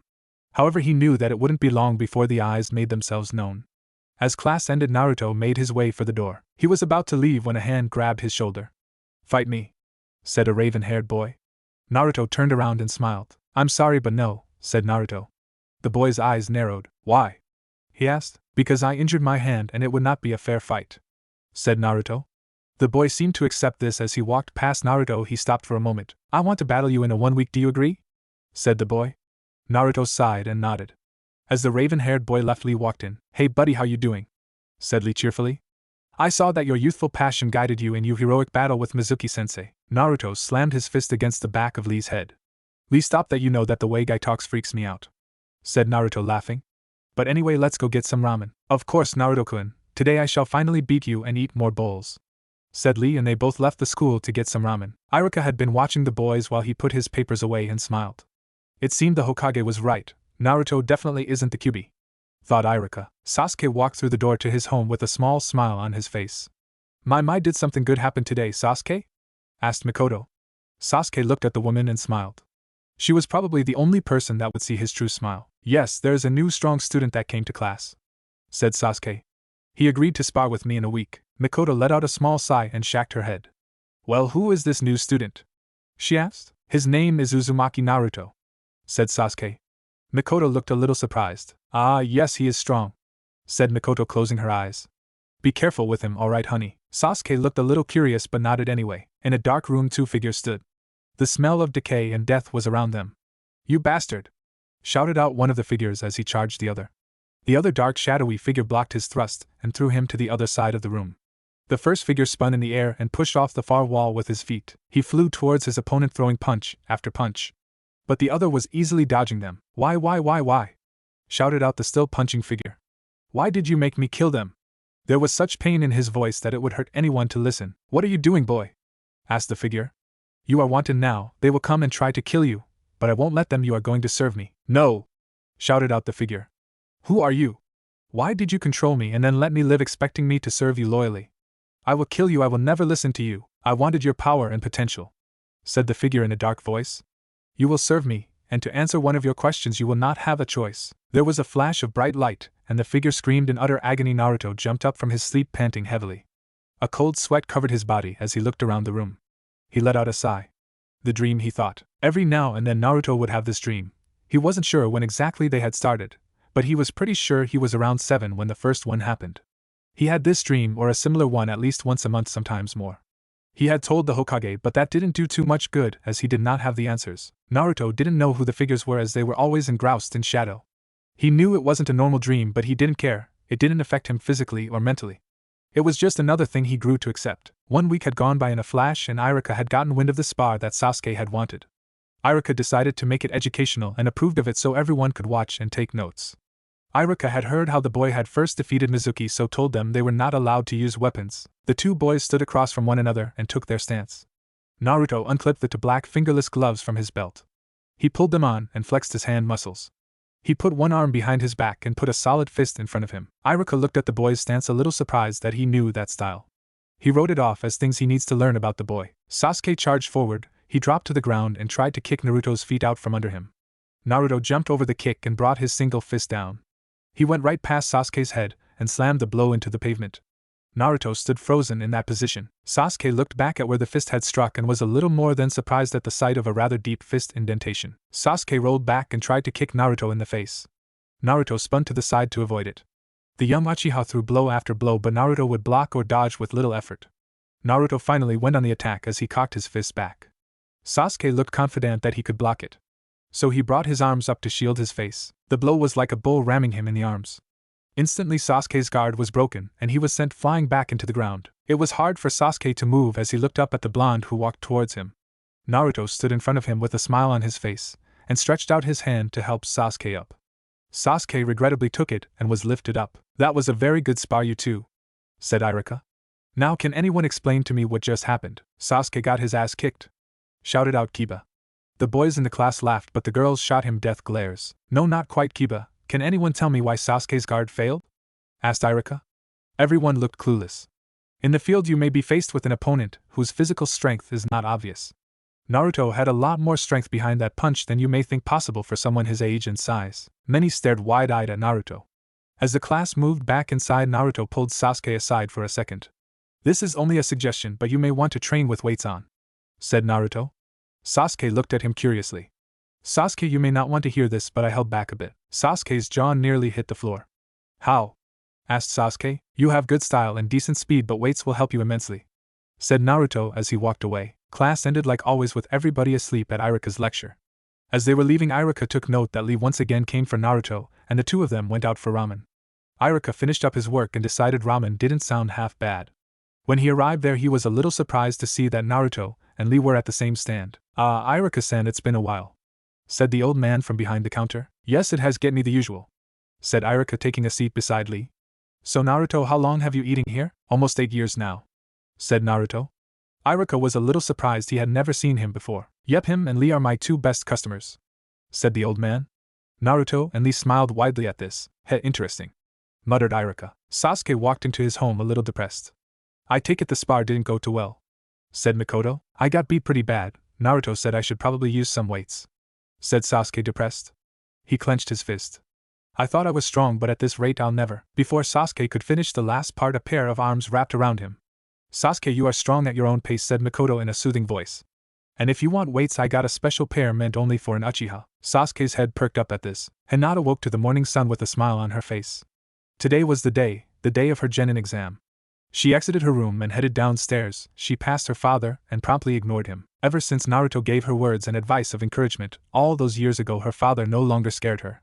She learned that he would never have anything nice to say, so she just ignored him completely. She wanted to get to the academy quickly, so she grabbed an apple to eat and headed for the door. She was about to leave when a shout caught her attention. "Hinata-nichan!" shouted out a teary-eyed Hanabi running towards her. Her little sister grabbed on to her leg tight. "Don't go." Hinata sighed and then smiled. They did this almost every morning. "Hanabi, don't worry, I'll be back in a couple of hours," said Hinata. Hanabi wiped away a couple of tears in her eyes. "Promise?" she asked. "Promise," said Hinata, still smiling. Hanabi beamed at her and let go of her leg. "Will you help me practice when you get back?" asked Hanabi. Hinata nodded and then left. The small 5-year-old girl walked away from the door with a huge smile on her face. She wasn't looking where she was going and bumped into something. Hanabi looked up and saw the lingering figure of her father in front of her. He helped her back up and gave a small smile. Hanabi was surprised at this, as he never smiled. He turned and began to walk away when he stopped. "Good luck in your training today," said Haisher. And then he continued to walk away from her. Naruto walked down the street sporting a loose orange tank top and baggy black pants. He was wearing his usual shades as well, and had his fingerless gloves on his hands instead of attached to his waist belt. He had a bright smile on his face, something that he only had when he was with Leo Wei training from the village. Today he would be a genin of the village. He was most curious as to what team he would be assigned to. The blonde walked into his classroom and took his seat. Not long after he had arrived, Hyuga Hinata walked in. She walked up to her desk located below Naruto's. He caught her gaze on him for a second and he gave her a warm smile. She smiled back for a moment and took her seat, turning her back to him. If he could see her face, he would notice an intense blush on it. Slowly the class filled up with the students, and finally Irika entered. He took his spot at head of the class and faced them. "Today will be the final test to see whether or not you become shinobi," said Irika. "Your names will be called and you will perform the Bushin no Jutsu. You must create at least 3 clones to pass. Then you must demonstrate use of weapons with kunai, and finally a taijutsu test." Slowly one by one names were called and students left to be tested. To Naruto's great surprise, very few were passing so far. It was only up to 5 students who had passed. Finally Naruto heard it. "Uzumaki Naruto," said Irika. Naruto walked into the testing room and stood in front of his teacher. He successfully created 3 clones and without the use of hand seals, which Irika happily gave him extra credit for. He then passed the taijutsu and kunai test with full marks. He left the room with a new leaf forehead protector. In Naruto's mind, a redhead was sitting on the ground rocking back and forth. "Bored," she said. "So bored." The demon looked out her prison to the window that showed her everything outside. "So those are the tests, huh?" The Kyuubi scoffed at this. "No wonder I was able to kill so many so easily. That test is pathetic." After all the students had finished taking the test, only 9 had passed. For some reason Irika seemed rather pleased with this number. "Tomorrow you will be grouped into teams of 3. You will then meet your instructor and begin your career as shinobi of the leaf," said Irika. Class was dismissed and Naruto went out to eat. He went to his usual spot in the ramen stand. "Hey Naruto-kun, no Lee today?" asked the old man. "Nope, he's on a mission," said Naruto. Lee had been a genin for nearly 6 months now. His sensei, much to his delight, was none other than their taijutsu instructor Guy. Naruto hadn't met his 2 teammates but knew one was a Hyuga and the other was some girl named Tenten. Naruto began to exit the ramen stand after eating, smiling. "Why does he do that?" asked the Kyuubi. "That smile is ridiculous, besides they'll never accept him." The Kyuubi was still extremely sore that Naruto had turned down her offer for power. In all her years as a demon and watching the human world, no one had ever said no to power when they had as much hatred as the boy should have possessed. By all logic he should have said yes, but he didn't, and that greatly annoyed her, not to mention putting up a barrier that completely cut off her sending him chakra or even talking to him. "Goddamn, I'm so bored," she shouted out. The Kyuubi slammed against her prison only to receive an electric shock. She growled. Naruto went on his way home, having absolutely no clue what was going on inside his mind. "You can't be serious," said Kakashi, looking at the Hokage with an accusing glare. "You want me to train the Kyuubi?" Sarutobi was more than a little surprised at this outburst. He had picked Kakashi because he had never shown any open hostility towards Naruto. The old man took on a more serious face. "Kakashi, he's not the one that took your sensei," said Sarutobi. "You will train him. This is a direct order." "Fine," mumbled Kakashi. "But mark my words, if I see even the slightest hint of Kyuubi, or the seal breaking, I'm taking him out." Before the Hokage could respond, Kakashi left his office, slamming the door behind him. The Hokage swiveled in his chair and faced the window. "Kakashi Erasure would be very disappointed in you," thought the old man. Naruto had gone home and retrieved his blades. They were all in a large holster that held all 6 blades at once. The main blade and the hollow blade were crossing each other on his upper back, forming an X. Both his serrated blades crossed one another on his lower back. And finally the switchblades were folded up and on each of his sides. He walked out of his apartment and headed towards the training ground. When he arrived, he found he was the only one there and would have no problem training. He took out the main blade and went through the many different steps. He would switch off his swords, never stopping as he continued to hack away at his invisible opponents. He stopped and returned the sword to his back and turned to see a brown-haired figure hiding behind the bushes. Hinata exited the academy building and was about to head home to see her sister when someone tapped her on the shoulder. She turned around and saw the face of a branch member of her clan. She smiled at him, and he smiled back. She was very well liked among the branch members of her clan. "Hinata-sama, the council and Hayashi-sama wished to see you urgently," he stated.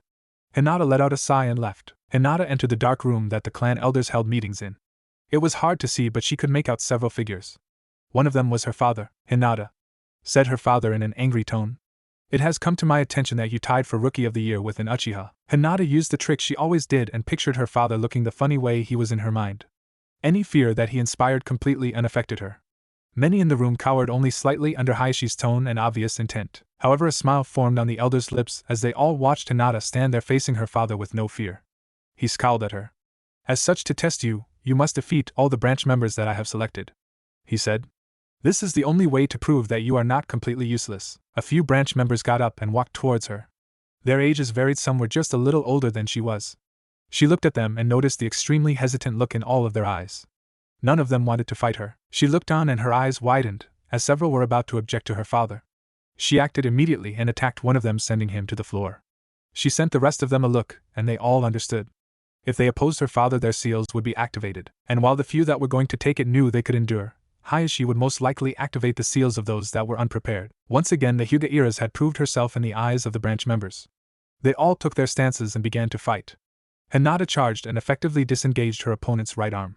She slammed her elbow into the branch member's stomach. She channeled chakra through her arm to the elbow, which caused her opponent to explode backwards. Two opponents came up behind her, but with her all-seeing eyes she was ready. She slammed both her elbows into their stomachs, and as they doubled over she nailed them in the jaw with her open palms, effectively knocking them out. The elders watched the scene with great enthusiasm. Everyone in the room understood what the branch members were going to do.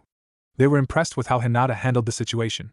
She managed to save them without defying the council as well as remaining strong. Now she was effectively taking out the branch members with minimal damage being done to them. Hayashi looked away from his daughter. He couldn't stand to see her.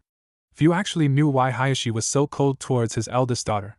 Many thought it was to make her strong, but Hayashi knew that the reason was of her almost exact resemblance to his late wife. As she grew older, the resemblance only grew, not just in body but in personality as well. It hurt him to look at her, so he did all he could to make the pain go away and found anger worked best. Hinata finished the last branch member the elders called the fight. Hinata had been hit several times, but she would be alright.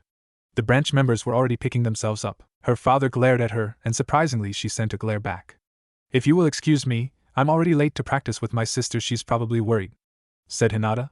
Hayashi's eyes widened at this. He had forgotten that Hanabi would always see her older sister after she was done with school. He also knew how impressionable she was at her age, and what she was probably thinking right now. Hanabi sat near the front door crying. Her sister was an hour late. Never had she taken this long. Where are you? She sobbed. You said you'd come and help me, you promised. The little girl spoke to herself. She was upset. But then a thought entered her mind, one that involved her sister being in trouble. She immediately took off out the door. She ran out the Hyuga compound gates. Hanabi wondered why the guards weren't there. She didn't know that they were currently testing her sister. She ran across the town in the direction she hoped the academy was. Before she knew it, she was in the forest training ground, completely lost. She was about to cry when she heard a noise. She instantly ran towards it. She hid behind a tree to see a blonde-haired boy practicing with a sword. Her eyes widened in fascination as he swung the sword around with grace. He had 3 more swords on his back. And 2, she took note, folded-up blades on his sides. His blades mesmerized her as she looked at them. Finally the boy stopped and surprisingly turned to look at her. She was a little worried at first, but then he smiled and she for some reason was happy. Hey, who are you? He asked. Are you lost? The little girl nodded at this. My name is Hanabi. She trailed off. I'm looking for my sister. Ah, your sister you say? Said Naruto. Who is your sister? Maybe I can help you. What does she look like? Hinata-nichan has bluish black hair that feels like silk. She's about your height and is the bestest, prettiest girl ever, she said, raising her hands in the air. Hinata you say? Said Naruto, smiling. I know her, we go to school together. Really? Said the small 5-year-old. Naruto nodded. As a matter of fact, I met her at this training ground a long time ago, said Naruto. Hanabi's eyes widened. When I met her she was crying. Why was she crying? Asked Hanabi, worried. Apparently your father made her really upset, said Naruto. Hanabi looked angry at this as she stomped her foot down. Daddy is always so mean to Hinata-nichan and I don't know why, she said. Did you talk to her? Did you make her feel better? I like to think I did, said Naruto. She smiled. Listen, I'm sure your sister is back at your home. How's about I take you back? Hanabi nodded and took his hand as he led her to her home. Hey mister, what's your name? She asked. My name is Naruto, said Naruto. Uzumaki Naruto. Naruto-niken has a funny name, said Hanabi, smiling. Naruto smiled and was slightly surprised by his new title, but he didn't mind. The two of them made their way through the village. Hanabi took note of the hateful glares sent Naruto's way some of the time. However, after seeing her in his company, they turned to ignore him completely. They arrived at the Hyuga compound not long after, and the effects of her absence were evident. Many Hyuga could be seen running around the compound looking for her. Finally Hanabi saw the reason she had left. Hinata ran by looking frantic. "Hinata Nichin!" shouted out Hanabi running towards her sister. Hinata stopped in her tracks and looked over to see Hanabi running towards her. The little girl grabbed onto her older sister's leg. "Where were you?" asked Hanabi. "Where was I? I should ask you the same thing. Why did you leave?" asked Hinata. "When you didn't come home I got worried and went to look for you. I got lost," said Hanabi. Hinata let out a sigh and then smiled. "I'm sorry, I had a meeting that came up at the last second," said Hinata. Almost all the Hyuga were gathered near Hanabi now, including her father. "How did you get back?" "Naruto can help me," said Hanabi, pointing over to Naruto, who was leaving. A huge blush instantly erupted onto Hinata's face, a fact that almost every Hyuga took notice of. "And Naruto-kun!" shouted Hinata to get his attention.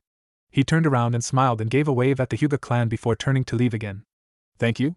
shouted out Hinata and Hanabi at the same time. The Kyuubi looked out the window to the real world and scowled. "It doesn't make any sense, he doesn't even stay for a reward or something," said the Kyuubi. "Why did he even bother?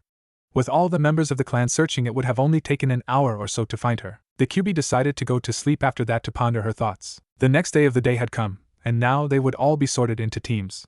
Naruto wore what he had yesterday, finally bringing his swords to school with him. He wore his forehead protector around his right bicep. Naruto walked into class and only the 9, including him, that had passed were there. Naruto took a seat and leaned forward on the desk. His serrated swords lightly scrapped on the ground while he sat. Finally Irika entered. "Well, congratulations on making it this far," said Irika. "Sadly, this is the lowest number of graduates we've ever had. Normally you would be tested by Yujounen-sensei, and only 9 would pass. But seeing as how there are only 9 graduates, this won't be necessary." Many of the students looked at him quizzically. "So we are Genin, right?" asked Kiba. "Yes, you are, but the test you would have taken would have been on teamwork," said Irika. "You are on a team for a reason, so work well with them." "Speaking of teams, I think it's time I assigned you," said Irika. "Your team number will be that of the squad Yujounen was assigned to. Team 7 is Uchiha Sasuke." Both Ino's and Sakura's heads perked up at that name.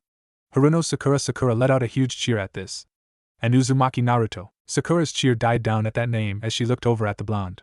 He had never done anything to make her afraid, quite the opposite really, but her mother's words hung true as she noticed numerous bad looks adults sent him. "Irika, why is Naruto on our team? I mean, normally it's lowest ninja with highest ninja. Sasuke is a rookie of the year, and Naruto beat him," said Sakura. Ino was shocked Sakura would bring that up, and she called herself a fangirl. Ino looked at Irika, as did everyone in the class. "The answer is that your grades are based from when you first entered the academy. Naruto came the final year, so his grades are the lowest. And while it may be common sense that he is defiantly not a dead last, that's what his grade says and what we must got on," finished Irika. "But Hinata finished as a rookie of the year as well, couldn't he go on her team?" asked Sakura. Many were surprised at her obvious attempts to get Naruto off her team. "Sakura, listen, the Hokage and I went over the details when we made the teams," said Irika. "Your team will function the best if it consists of you, Sasuke, and Naruto." Sakura stopped talking after that, accepting what her teacher said. He finished calling the other teams. "Well, wait here for your Jounin instructor," said Irika. They all nodded as he left. Once he was gone, they all started moving about the classroom to talk to one another. "I can't believe me, and Chuji got Ino," said Shikamaru, annoyed. Chuji nodded. "I just don't want her making fun of me," said Chuji. "I wouldn't worry about that stuff," said Naruto. "Teammates normally become friends with one another, at least on some level." "So does that mean you, Sasuke, and Sakura are going to become best friends?" asked Chuji. "I said on some level, that doesn't mean we will be best friends," said Naruto. Chuji looked at Naruto. In truth, he wanted to be friends with the boy badly. But he never was able to see him outside of the academy. And whenever he'd asked to do something in the academy, Naruto would politely decline, saying he can't. For some reason it dawned on Chuji at that point to ask his parents when he got home. Ino walked up on the other side of the desk and looked at Naruto. Naruto stared back curiously and noticed her eyes travel towards his swords. "Say you any good with those things, or are they just for show?" asked Ino. "I mean, it's the first time you brought them. Are they new? Did you just get them?" "I've had them a while and I think I'm pretty good." "Why?" asked Naruto. "Just curious," said Ino. Naruto smiled and Ino blushed and walked away. Naruto threw her a curious glance. "Team 10. said a Jounin walking in. "Follow me." Ino, Shikamaru, and Chuji got up and followed him. Soon Team 8 instructor came and they left as well. Now it was just Naruto, Sakura, and Sasuke. Sasuke sat near the window quietly staring out it. Sakura was close to him, out of fangirlism and wanting to keep a distance away from Naruto. Naruto just leaned forward on his desk and fell asleep. It took quite some time before their instructor finally arrived. He had silver hair and his forehead protector over his left eye. He talked to them in a lazy tone. Team 7 meet me on the roof, said the jounin. They exited the classroom and walked up to the roof. Their sensei was already waiting for them. Alright, let's introduce ourselves, said the man. My name is Hitaki Kakashi. I don't feel like telling you guys anything else. I have lots of hobbies. Well, that was a waste, we only learned his name, Sakura whispered to her teammates. They nodded in agreement. Well, you there, brooding boy, said Kakashi. My name is Uchiha Sasuke. The only thing I like is my mother, and I pretty much hate everything else. My only hobby is training, and my only dream is to get stronger and kill a certain somebody, said Sasuke. Well, interesting, said Kakashi. Pinky go. Sakura ignored the comment about her hair and introduced herself. My name is Haruno Sakura. She looked over at Sasuke. I don't like bugs, but that doesn't mean I hate Shino or his clan, and my dreams for the future are. She trailed off and looked at Sasuke again. Right, shades go, said Kakashi. My name is Uzumaki Naruto. I like to train, ramen, and sparring with my friend Lee and Guy. I don't really have a hobby except training, and my dream, Naruto trailed off, as if thinking, is to make everyone happy and protect this village like the fourth. Kakashi slightly winced at the mention of the fourth, but no one noticed. He looked at Naruto as if deciding whether or not to believe his words. Well, you're all unique, and I think if I did test you, you might actually have passed, said Kakashi. Tomorrow meet me at Training Field 7. I want to test your abilities, but it won't be for anything other than my own knowledge. Kakashi disappeared in a poof of smoke, leaving the others to do what they wanted. Well, I'll see you guys tomorrow, said Naruto. Both his teammates just nodded. Sakura walked off to her home. She had a lot to think about. She opened the door and closed it. Mom! I'm home! Shouted Sakura down the hall. Her mother came out of the kitchen to greet her. Sakura, honey, how was your day? Asked Haruno Maya. Well, Mom, why is Naruto so dangerous? Asked Sakura. Maya looked shocked for a second at her daughter's question. I can't say, why do you ask? Asked Maya. He's on my team, and well, I don't know what to do. I can't exactly ignore him, and it's not like he's mean or anything, I just wanted to know more, said Sakura. Yeah, shouted her inner self. I almost forgot about inner Sakura, my bad, Sakura, said Maya. She sighed. I've never heard of him being mean, but just be careful, you don't have to be scared of him, just watch him. Sakura nodded and went up to her room. Chuji looked at his father Chuza. So Dad, do you hate Naruto? Asked Chuji. Chuza sighed at his son's question. No, I don't hate him, said Chuza. He has no control over what happened to him. Chuji raised an eyebrow at this. No, I can't tell you, said Chuza. But Naruto probably thinks I will act like most parents, and not let you near him. He's just saving himself the heartache. I'm probably one of a very few who respect him. I see, said Chuji. We'll have him over for dinner sometime, him and that Lee kid, said Chuza. Chuji instantly brightened up at this. Naruto sat atop the Hokage monument overlooking the village. It was early in the morning and the sun had yet to rise. He waited there calmly, waiting for when he would set out to meet his team. He sported a black track jacket over his orange tank top, wearing dark black ninja pants with many pockets. He was leaning forward so his swords remained off the ground. Naruto! Shouted out a small figure from behind him. A boy probably around 8 at the time with brown hair ran up to him. Naruto looked over at him and gave a small smile. What is it, Konohamaru? Asked Naruto. Konohamaru shuffled around on both his feet and looked down. It was clear to the blonde that he wanted to ask for something. Do you think you can take me flying again? Asked Konohamaru. Naruto let out a sigh. The boy had caught him some 2 years ago when he was in the forest. The young brown-haired ball of energy was running away from his personal tutor when he saw Naruto fly. Naruto had told him it was a secret and no one could know. Konohamaru had agreed, but only under the condition that Naruto take him into the sky. Naruto had done so, and the boy had been addicted ever since. I'm sorry, but I can't today, said Naruto. The boy looked down at the ground, sad and defeated. I'll let you know when I can, though. The young lad instantly brightened up at that. Naruto got to his feet and patted Konohamaru on the head. He then jumped off the Hokage monument to head towards the training ground.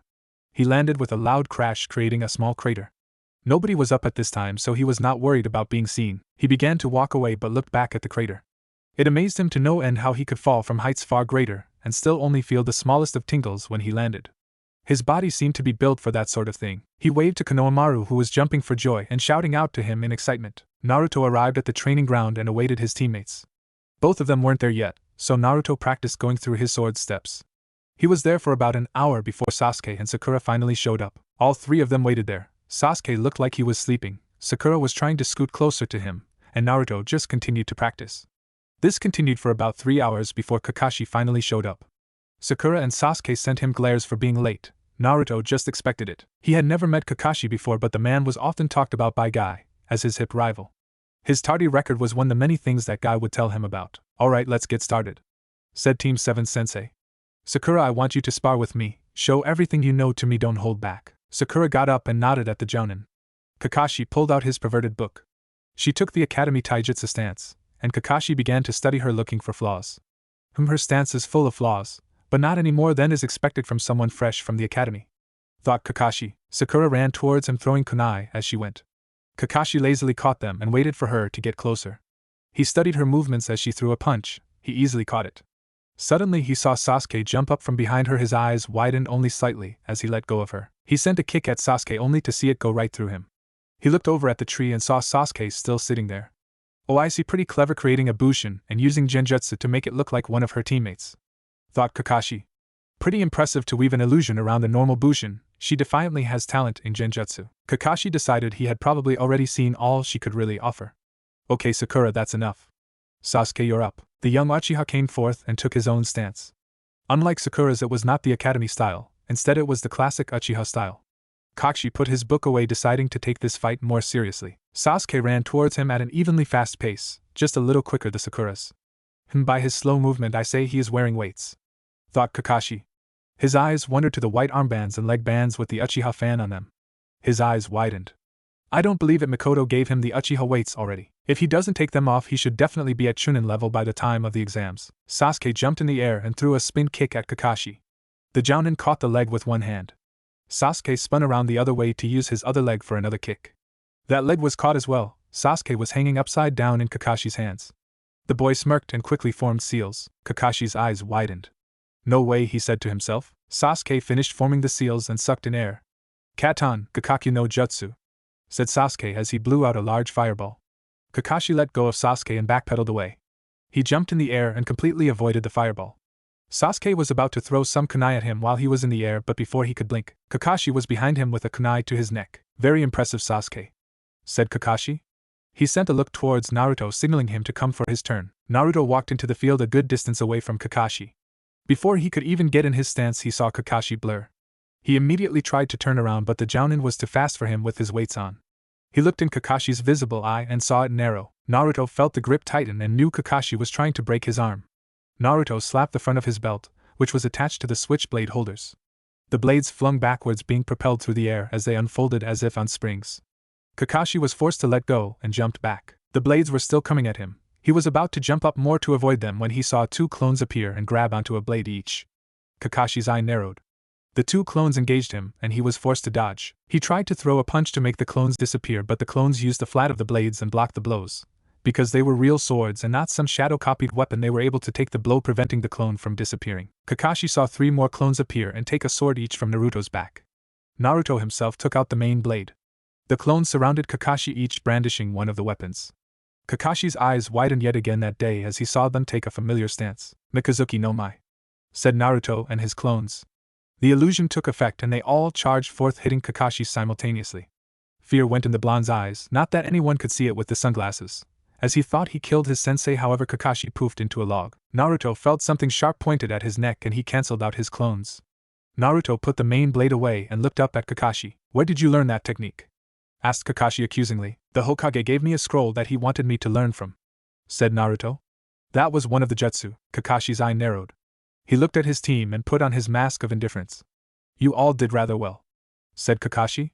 Meet at the bridge tomorrow for your first mission. So Kakashi, I hear you got Uzumaki on your team, said Kurenai in a cheerful voice. I heard that he is actually quite good. Kakashi looked at the woman and narrowed his visible eye, an action that surprised the genjutsu user greatly. Kurenai, don't ever talk to me about him again, said Kakashi. There was actually quite a few jounin around them as they were all awaiting the Hokage to arrive. All of them raised their eyebrows at Kakashi's attitude towards the boy. He always seemed so laid back, and to see him like this was surprising. Kakashi walked to the other side of the room and pulled out his perverted book and began to read. Even if it made him look lazy, the effect of it was taken away by the aura he was giving off. Asuma walked up behind Kurenai. The Kyuubi took his sensei. I guess he is one of the many that hates the boy, said Asuma. I'm just surprised is all, said Kurenai. I thought someone as great as Kakashi would have been above such prejudice. Asuma let out a sigh. The majority hated the boy with a passion, but most jounin respected what the fourth's dying wish was and viewed the child as a hero. Asuma was one of them. I just wonder why the Hokage gave Kakashi Naruto, said Asuma. A sensei that hates his student can't truly be called a sensei, and thus the student cannot learn. At that moment the Hokage entered the room. He walked up to the front desk and cleared his throat. As you know, only 3 teams worth of Genin passed the academy, said the Hokage. It is because of this that the final test was unnecessary. However, I would still like a full report of your students' skills. I'm sure that you have already tested them. The Jounin in charge of the teams all nodded. Now for the reason you are all here, said the Hokage.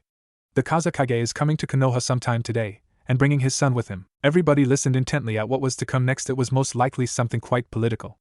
Like our very own Uzumaki Naruto, the Kazekage's son has a demon sealed in him as well. It is because of this that the Kage is coming. I am supposed to fix the boy's seal as he has been very unstable and continues to grow as so. Most of the shinobi were shocked at the fact that the Suna had a demon container as well. However, a few had heard some rumors about it. One of those people happened to be Kakashi. I heard the boy is bloodthirsty, and his demon awakens when he is asleep, said the Kopinin. Yes, that is one of the things I am supposed to fix, said the Hokage. Now I would like some volunteers to watch the Kazekage and his son. A few raised a hand for the protection of the Kazekage. The Jounin nodded. Is that all? Asked a Jounin in the back. The boy's name is Gaara. You are all to escort him into the forest later tonight so he doesn't hurt anyone, said the Hokage. You are then to leave the immediate area and leave Gaara to himself. A few shinobi raised an eyebrow. If people are around, he'll want to kill them, said the Hokage flatly. They all nodded. Well, you all have the orders. Konohamaru ran through the village at top speed towards the one place he was certain his hero would be. Ichiraku Ramen Stand was what the sign read as the little boy entered. And sure enough, at the counter next to a tower of ramen bowls was, in the boy's opinion, the single greatest shinobi to ever walk the planet. It was no small secret that the boy worshipped the ground Naruto walked on, well, at least not to Naruto. To him, Naruto was everything the boy wanted to be. Naruto was the first one not to laugh at his dream to be Hokage. The blonde helped him whenever he didn't understand something and more or less tolerated his presence. It was because of all these reasons the boy was close to the blonde whenever possible. Konohamaru hopped up onto a seat next to the blonde boy. So Naruto, when are you going to take me flying? Asked Konohamura, acting all serious. Naruto let out a sigh. Tonight, meet me in the forest, said Naruto. He gave a grin and ruffled the boy's hair. Think of this as payment. Konohamaru gave him a confused look as he began to leave. Wait, what do you mean? Think of what as payment? Shouted out the brown-haired boy. He heard the ramen chef clear his throat, and he looked over at him. I'm assuming you will pay for all those, said the old man, pointing to the huge stack of dishes. Ah crap, whispered Konohamaru. Naruto, Gaara, these people are going to help you, said the Kazekage as he sat in the carriage with his son. The boy known as Gaara just stared out at his father with cold eyes. Don't you want it to stop the voice calling for blood? Gaara did not answer, he just looked out the carriage window as they entered the gates of the new village. They met with the Umbu as they got out of the carriage. That meeting had been very brief as they were rushed to the Hokage's office. Gaara could sense many shinobi placed around them as they walked through the village. All of them were at least Jounin. The pair slowly made their way up to through the tower that belonged to the Hokage. They entered through the large doors, and on the other side sat an old man in Kage robes. He gave a smile to them. Welcome, Kazekage, said the old man. Gaara took a seat beside his father and looked around. There were a few Jounin outside watching through the window on guard. Kill! Shouted a demonic voice. Kill them all, give me their blood. Gaara shook his head to get rid of the voice as he felt the demon making him excited. The demon always did this, he altered his adrenaline and made him enjoy the thrill of killing. However, Gaara did not delude himself, he liked killing all of the people.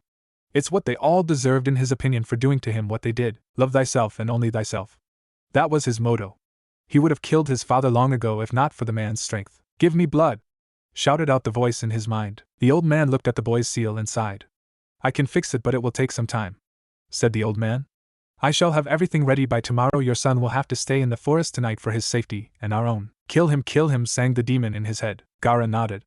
But everyone could see the insane look in his eyes. He was ready to kill at any moment, and would take any chance. They exited the office and walked down the street with his father. He looked around and saw people whispering. Naruto slowly walked out of an alley when he heard some people talking. They were pointing at a boy with red hair who walked beside the Kazekage. They say he has a demon sealed in him, and he has already killed over 100 people in his village, said a woman. Filthy monsters, they're all the same, said another. Naruto looked at the boy with something akin to pity. He's like me, said Naruto to himself. However, it was obvious that unlike Naruto, the boy with red hair had given in to his insanity. The Umbu Special Forces deposited Gaara in a deep part forest. Upon arriving, he instantly killed a deer and fed it to his sand. After seeing such a display, the Umbu quickly left the demon container to himself. What are you doing? Shouted out the demon in his mind. Kill those mortal fools before they get away. Father is here, I'll be hurt, said Gaara. Kill. The demon repeated that word in his head long into nightfall. Naruto wore the black hooded cloak that he had the night of the Uchiha massacre. He always wore it to hide who he was when he did something like this. He carried a large wrapped bundle over his shoulder, and his glowing blue eyes were the only visible part of him on his face. He found if anyone saw him like this they would not recognize him. When he walked around normally he had sunglasses that covered his eyes, and he kept his sword in its separate pieces. He walked to the edge of the forest, and sure enough there was Konohamaru waiting for him. The little boy was about to say something but Naruto beat him to it. "Let's go deeper in the woods," said Naruto. The little boy nodded. They walked for a good few miles or so before they finally stopped. "Here will be fine." Konohamaru nodded and watched the boy. Naruto reached over his shoulder and pulled some cloth that was at the back of his cloak over his shoulders. When he moved it, it revealed two rather big holes in the back of the cloak. The younger of the two knew that the older boy's wings would sprout out of the holes on his jacket. Naruto stood there and prepared to summon his wings when he felt it. A massive amount of killing intent directed entirely at the two of them. He turned around to find the source only to see a disfigured shadow standing behind Konohamaru. The shadow raised one large claw-like arm, preparing to strike. Naruto wasted no time and ran to the boy. He brought his large bandaged sword down and blocked the attack. Naruto was more than a little surprised at the strength behind the blow, as he was nearly taken off his feet. "Konohamaru, run!" shouted Naruto. The little boy looked on not knowing what to do, but eventually ran towards the village. Naruto turned his gaze back to the shadowed form. His blade still blocking, what closer inspection revealed to be a demonic-looking arm. Naruto then focused on the face of his opponent, and his glowing eyes widened. Half the face was that of a raccoon that appeared to be made out of sand, and the other half was that of the red-headed boy he saw earlier. Inside Naruto's mind a red-headed figure looked out at the scene and smiled to herself. "Shikaka, this could work to my benefit," said Kyubi. The demon stared at the blue field that surrounded her cage, preventing her from doing anything that would affect Naruto in any way. She couldn't even heal him, thus giving a higher risk to her own life ending. She made herself comfortable on the ground and waited. Naruto parried blow after blow, holding his sword with one hand while he dug through his kunai pockets with the other hand. Gaara was only attacking with his giant sand hand. Naruto took out an kunai with an exploding tag on it. He threw it directly at Gaara's feet. The demon boy looked down and immediately brought his large arm up to guard himself from the explosion. It blew, sending Gaara back a couple of feet. "Give me more control. We will kill him then," shouted out Shikaka. More of the sand wrapped around Gaara, and now his whole body resembled that of a raccoon. Sand spikes shot from his body all towards Naruto. He grasped his sword firmly and began slashing with speed and grace, destroying all the sand spikes. Gaara appeared beside the boy, and it took all he had to parry the attack in time. Gaara's chest puffed up and he blew out a breath of chakra-laced air at Naruto. Naruto dodged to the side but was caught in his right arm. His sleeve was completely torn off, revealing his diamond-shaped gravity seal. Blood leaked from several cuts made by the attack. Soon whitish blue chakra swept over it, and it was healed. Naruto brought his hand up to the seal on his right shoulder, and it began to glow. A small burst of energy was given off, and Gaara halted his attack in confusion. Naruto brought his sword back up in a ready stance faster than before. Gaara blinked, and the boy was beside him, slashing down across his chest. It connected, and Gaara was sent hurtling back by the force of it. Naruto was beside him in a blur that Gaara could not even see. Naruto kicked him in the back, sending him skyward. Gaara flipped in the air and extended his arm towards the black-cloaked person. He fully expected to overpower the man like he did a few times already. However, it appeared that not only his speed had improved but his strength as well. He took the attack with his sword and summoned chakra to his blade. He slashed at the arm and a blade of chakra energy was sent along it, using the arm as a path to Gaara. "How?" shouted Gaara as his sand arm was destroyed. He landed a few feet away from his opponent. Naruto raised an eyebrow, not that it was seen through his hood. He didn't think Gaara could really talk in his current state. "Why did you attack me?" asked Naruto. "Kill, I must kill you, I need your blood to satisfy him," shouted out Gaara. "But you are strong, how are you strong, why are you strong, why can't I kill you yet?" "I don't want to fight you," stated Naruto. "Fight you, I must fight you, kill you, I must kill you to prove my existence," said Gaara as he clutched his head. Shikaka was currently sending him memories of his childhood against his will. "I will kill you!" A huge wall of sand erupted around Gaara, going higher and higher till it was close to the size of a small mountain. The sand slowly started to take shape into a giant sand raccoon demon. The Hokage stood at the edge of the village with the Kazekage as well as several Umbu and Jounin. They all saw the large figure in the distance. Konohamaru had reached them and told them what was out there. The Hokage had cut him off before he mentioned Naruto. "Hokage Deno, why do you not let your forces engage it?" asked the Kazekage. "The problem is being taken care of," stated the Hokage with a cheerful smile. "By who?" asked Kakashi, coming forward. "By the same person who saved Mississippi Mikoto and young Sasuke from the Uchiha massacre." Everyone fell silent and stared out at the distant figure of the sand raccoon. There was no way any of them could see anything from such a distance. Heck, they could barely make out the sand demon. "I hope you know what you are doing," said the Kazekage. The Hokage just continued to smile. "Let us see what you do, Naruto," thought the Hokage. Naruto looked straight up at the giant figure. He bent over and clutched his arms. Soon white wings erupted from his back. He gave a small grunt at the pain they brought when coming out. He looked back up at the giant and sighed. No holding back, thought Naruto. He could sense from here that the boy's own power was near its limit and that he hadn't started using his demons yet. Naruto needed to stop him before he could. Naruto's body started to course with his special whitish blue chakra. His whole body was glowing with the power. He flapped his wings once, and he was sent rocketing towards Gaara. Gaara threw his arm in a straight thrust at the flying form of Naruto. Naruto flew around the arm in a straight path towards the shoulder. Spikes of sand began shooting out of the arm as he circled up it. He dogged them with grace. Finally, one erupted in front of him. He gave a powerful flap forward to stop himself from crashing into it. He hovered there in the air for only a second, but that was all it took for more spikes to erupt forward at him. He folded his wings in and dived down towards the legs. Gaara then began to kick at the ground in an attempt to hit Naruto. Naruto flew under them and ended up behind Gaara. However, he looked up and noticed all the spines on the tail as it angled pointing towards him. Hundreds of thousands of sand bullets flew at him. He brought his wings around his body, his sword towards the ground, and his chakra began to form into his wings and around his body. They glowed as he was struck. He was hurtled towards the ground, his wings protecting him. On the other side of the shield that the boy's wings created, Naruto was panting as his chakra and wings shielded him. Crap! Was all he thought as the bullets rained down upon him. In Naruto's mind, the Kyuubi sat smirking as she observed the boy's field around her cage begin to fade. This was her chance, and she knew it. She looked out at the boy and said the words that she didn't even know he could hear. And for the might of her, she wished he hadn't. Pathetic, just like the rest, she whispered. Naruto laid there panting heavily as the sand continued to rain on him. His eyes felt so heavy, and he knew he was draining all of his chakra. His eyes slowly began to close until he heard it. It was a whisper from the dark demon that plagued his mind. With it, it carried all her evil intentions and thoughts. Pathetic, just like the rest. Naruto's eyes snapped completely open, and he felt all his strength returning to him. Kyuubi stood on the other side of the cage, shocked as it began to glow with the same white chakra field it always did. No! She shouted. This can't be, he couldn't have heard me. Where is all this power coming from? His body surged with his chakra and he pushed his wings outward. Instantly a bright chakra field shot out, destroying all the sand bullets that were coming towards him and caused the huge demon to take a step back. Naruto wasted no time, as he didn't know how long all his power would last. He flew up the creature's back at unimaginable speeds. He separated the hollow blade from the rest of the sword so that he now had two.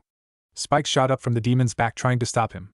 He cut through them all, not stopping as he continued forward. His sword slashed around him, destroying the sand and blurring speeds. He flew at the base of the creature's neck and landed on the shoulder. He turned in a half circle and put the hollow blade back, making the complete sword once again.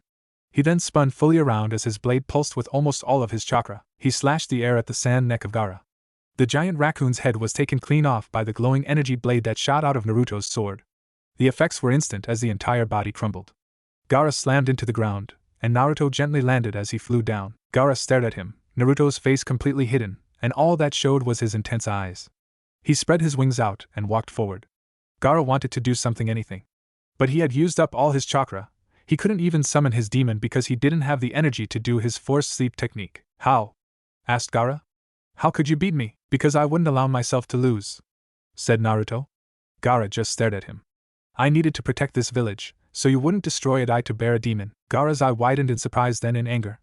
That doesn't make any sense. Don't they hate you? Why would you defend them? Gaara shouted in pure rage. Naruto looked at him in pure silence for what seemed like an eternity. His glowing lightning eyes bore into the boy as if judging his worth, seeing what lied in the boy's heart. It affected Gaara greatly and he didn't like it. Answer me, shouted out Gaara Aegean. How many? Said Naruto.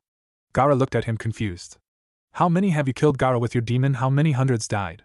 How many thousands do you think my demon killed? How many husbands, wives, families have they taken, Gaara? Gaara sat there in silence, staring at the hooded stranger. They have every right to hate us. The most we can do is live with it, and do all we can to repent. But why? We didn't ask for this. Why must we repent? Because, Gaara, if we don't, who will? Gaara looked at him again. Tears started to form in his eyes at all the pain he had suffered in his life. If they hate us and we hate them, all there is an endless cycle of pain. But if we end it, if we love them and help them, then maybe it might become easier to bear. I can't, the pain, it's too much, said Gaara, clutching his head. He remembered it all, the fearful stares, children being pulled away from him, the children who called him a monster. It all hurt him so much. Then maybe you should just die here, said Naruto as he picked up his sword and walked over to Gaara. Gaara stared up at him, tears in his eye. He closed them and awaited death, but it never came. Gaara opened his eyes and looked behind him and saw the black-clad figure walking away. His wings still extend to his side, making him look holy. Why don't you kill me? You said it yourself, I should just die, said Gaara. Naruto looked back at him and smiled, not that Gaara could see it. Because I got a feeling that things are going to change for you, that is if you let them, said Naruto. He then flew off away from Gaara. Mere moments later both Kages appeared with Umbu and Jounin. Gaara, said the Kazekage as he rushed over to his son. He stopped a couple of feet away from him, knowing that Gaara wouldn't let him get too close. Dad, you said my seal could be fixed, when can that happen? Asked Gaara in all sincerity. The Kazekage took a step back in surprise, but then a small smile crept on his face. And then what happened? You know, after you cut off the giant raccoon's head? Asked Konohamaru. I went home and went to bed, said Naruto. What? That's all how anticlimactic, said Konohamaru with a pout. Naruto just smiled at this. Are you sure? Said the Kazekage. It is a matter for the future, but one that will serve to strengthen the bond between our villages, said the Hokage. She won't take it too well, she's kind of hot-headed. As I said, it is a matter for the future, said the Hokage. The Kazekage nodded and entered the carriage where his son was waiting for him. The Hokage gave a wave as the carriage retreated from the entrance of the village back the way it came. So Hinata, will you go out with me? Asked Kiba, holding his head high, sticking his chest out. The Hyuga just looked at her teammate as they made their way towards the Hokage's office.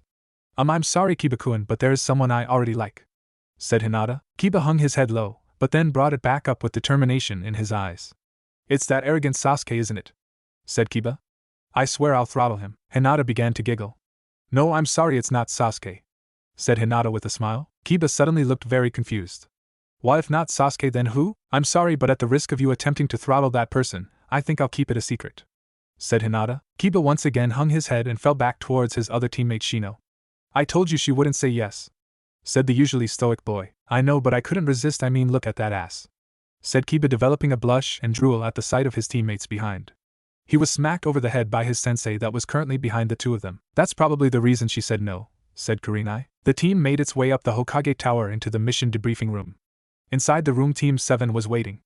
Kiba looked at his female teammate and noticed she had a faint blush on her cheeks. He followed her gaze and his eyes widened in surprise at what he saw. Apparently Hinata was staring at Haruno Sakura. What? Holy F $! She's gay, thought Kiba as his mouth hung wide open and a tremendous blush formed on his cheeks. But of course that is the only logical explanation. I mean, why else would she refuse to go out with a stud like me? However, if Kiba had come out of his fantasies and took time to think about the situation logically, he would have noticed a few things. The first being the Team 7 was currently standing in a straight line all next to each other. The second being that since she and him were standing in different positions, they both had different views from different angles. What he saw as her staring at Sakura, she was actually looking at a certain blonde-haired boy with sunglasses. Ah, teammate has arrived, now we can begin giving you your joint assignment, said the old man Hokage. All people in the room eyes widened. Team 7 and Team 8 will escort a bridge builder as well as protect him on this C-class mission. As the Hokage began discussing the details, Kiba began whispering to his teammate. PSSSD Shino, the stoic bug user, looked over to him. What? He asked quietly. I figured out who she likes, look at where she is staring, said the dog boy. Shino let out a small sigh and looked over at Hinata. She had a blush on her face and was currently staring at someone. He followed her gaze, but unfortunately, like Kiba, he was at a different angle than Hinata.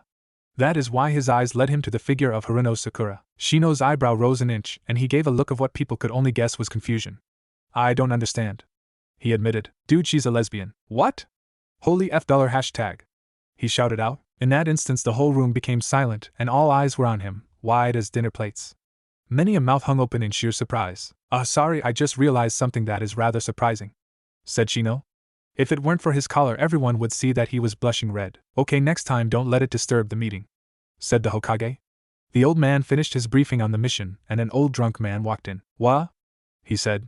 These brats are my bodyguards. The groups of two teams were walking the path away from Konoha with their charge. Naruto was currently walking beside Shino and Kiba, who had just told him what they had discovered. Naruto gave a small smile.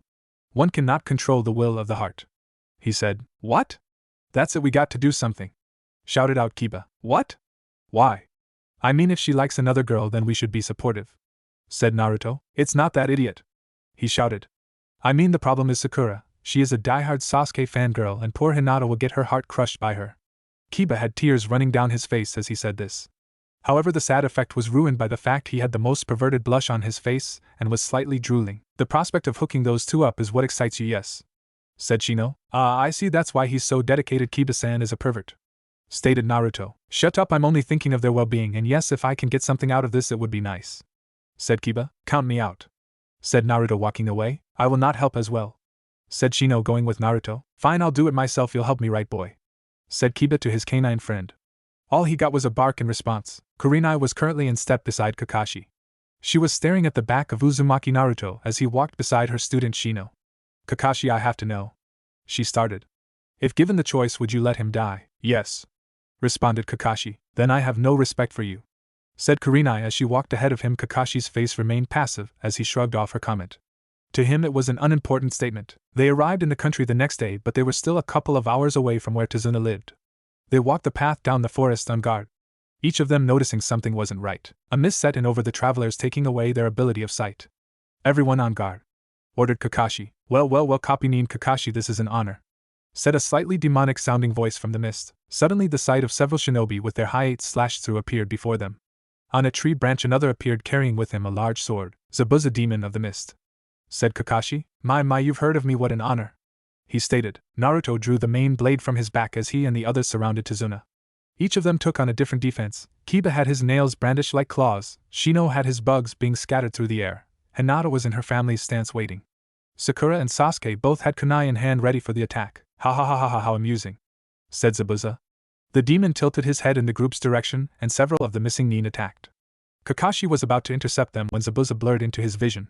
Your fight is with me, Kakashi. Kurenai, being much slower than Kakashi, made it to the group just as they began to scatter. She immediately grabbed hold of the old bridge builder and retreated to a safe distance with him in hand. The genjutsu studied the situation and took the best course of action. She used one of her more powerful illusions to encase herself and Tazuna. Being the type of genjutsu she was forced to stand there holding the seal to hide them. She wasn't worried, she was positive that her team and Team 7 could take on the missing Nin. Naruto backpedaled towards the lake while the three Nin followed him. He swiftly dodged the blows they threw his way and began walking on water. One of the Nin threw a kick near his abdomen. Naruto quickly launched himself backwards several hundred feet towards the middle of the lake. The Nin stared at him for a second, then continued towards his form at top speed. He looked at them through shaded eyes as they drew near. He gripped the hilt of his sword tightly and held it in a ready position behind him. The enemy Nin paid no mind to his sword stance, focusing solely on attacking him. They were 20 feet away. Naruto tilted his blade only slightly. 10 feet away, a small tint of blue began to appear on the blade.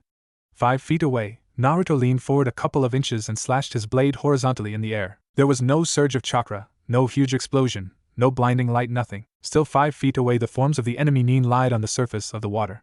The crystal blue slowly began to turn red underneath them. He righted himself up and closed his eyes. In the back of his mind he heard the faint whisper of glorious. He did what he always did and ignored it. This had been his first kill. He felt no pity for the men, or even ashamed at doing it. It was his job, but that didn't mean he had to enjoy it. He turned to the battles of his comrades to see if he could help. Sakura dodged as best she could, but the blows seemed to only get faster.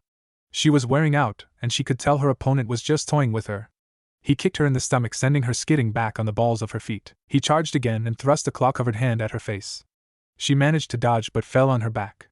Her opponent took this opportunity to attack again as he sent his claws straight down at her. She rolled as fast as she could to the side and got away. The claws sunk into the ground. The earth itself seemed to crack from the force. She was scared, very scared. She didn't want to die yet. She didn't want any of this.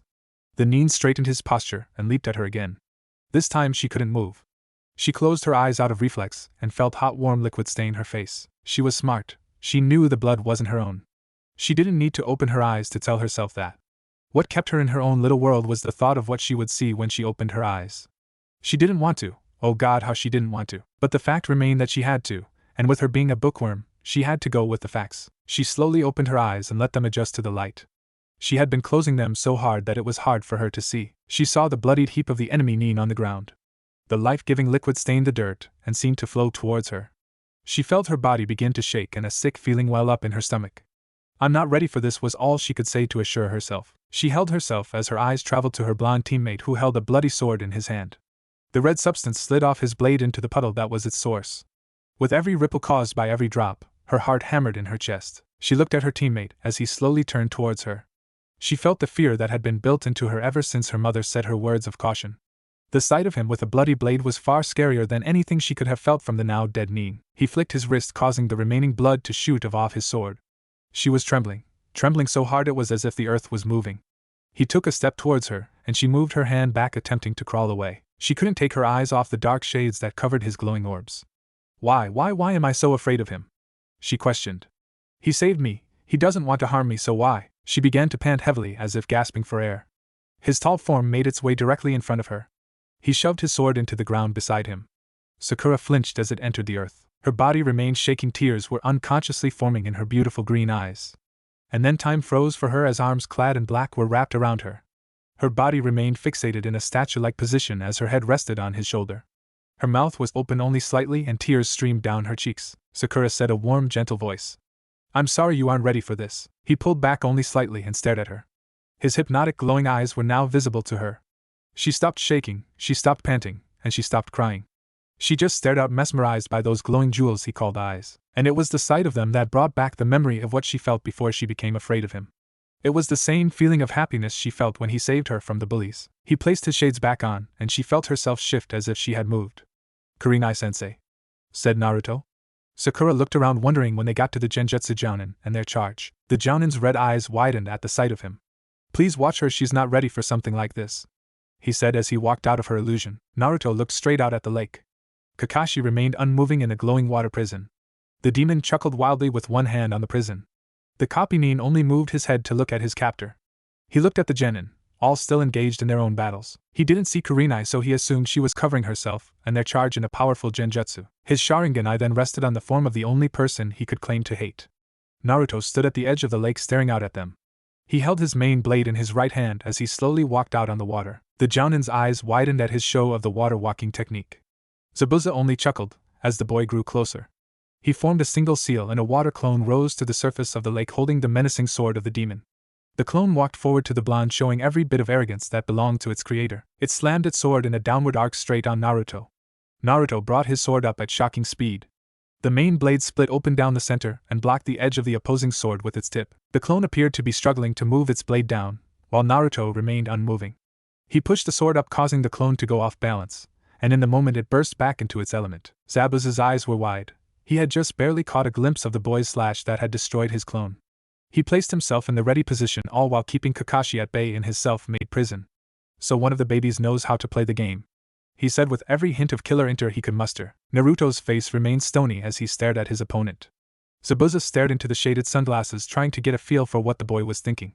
But it was hopeless, the boy betrayed nothing. Naruto held his sword at his side and began to spin it around in his hand. A blue flame-like chakra seemed to envelop it as he continued to rotate the large sword in his hand. The chakra seemed to take on a lighter shade as it shifted towards a wider scale of chakra. Zabuza stared at the attack. Years of experience told him what to expect.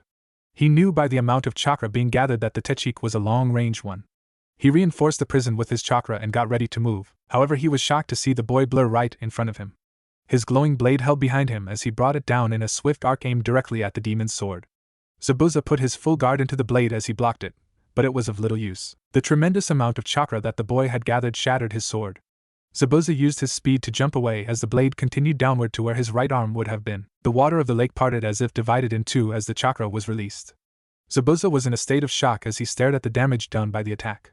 He observed that the bottom of the lake split open and the forest on the other side of the lake was shredded through.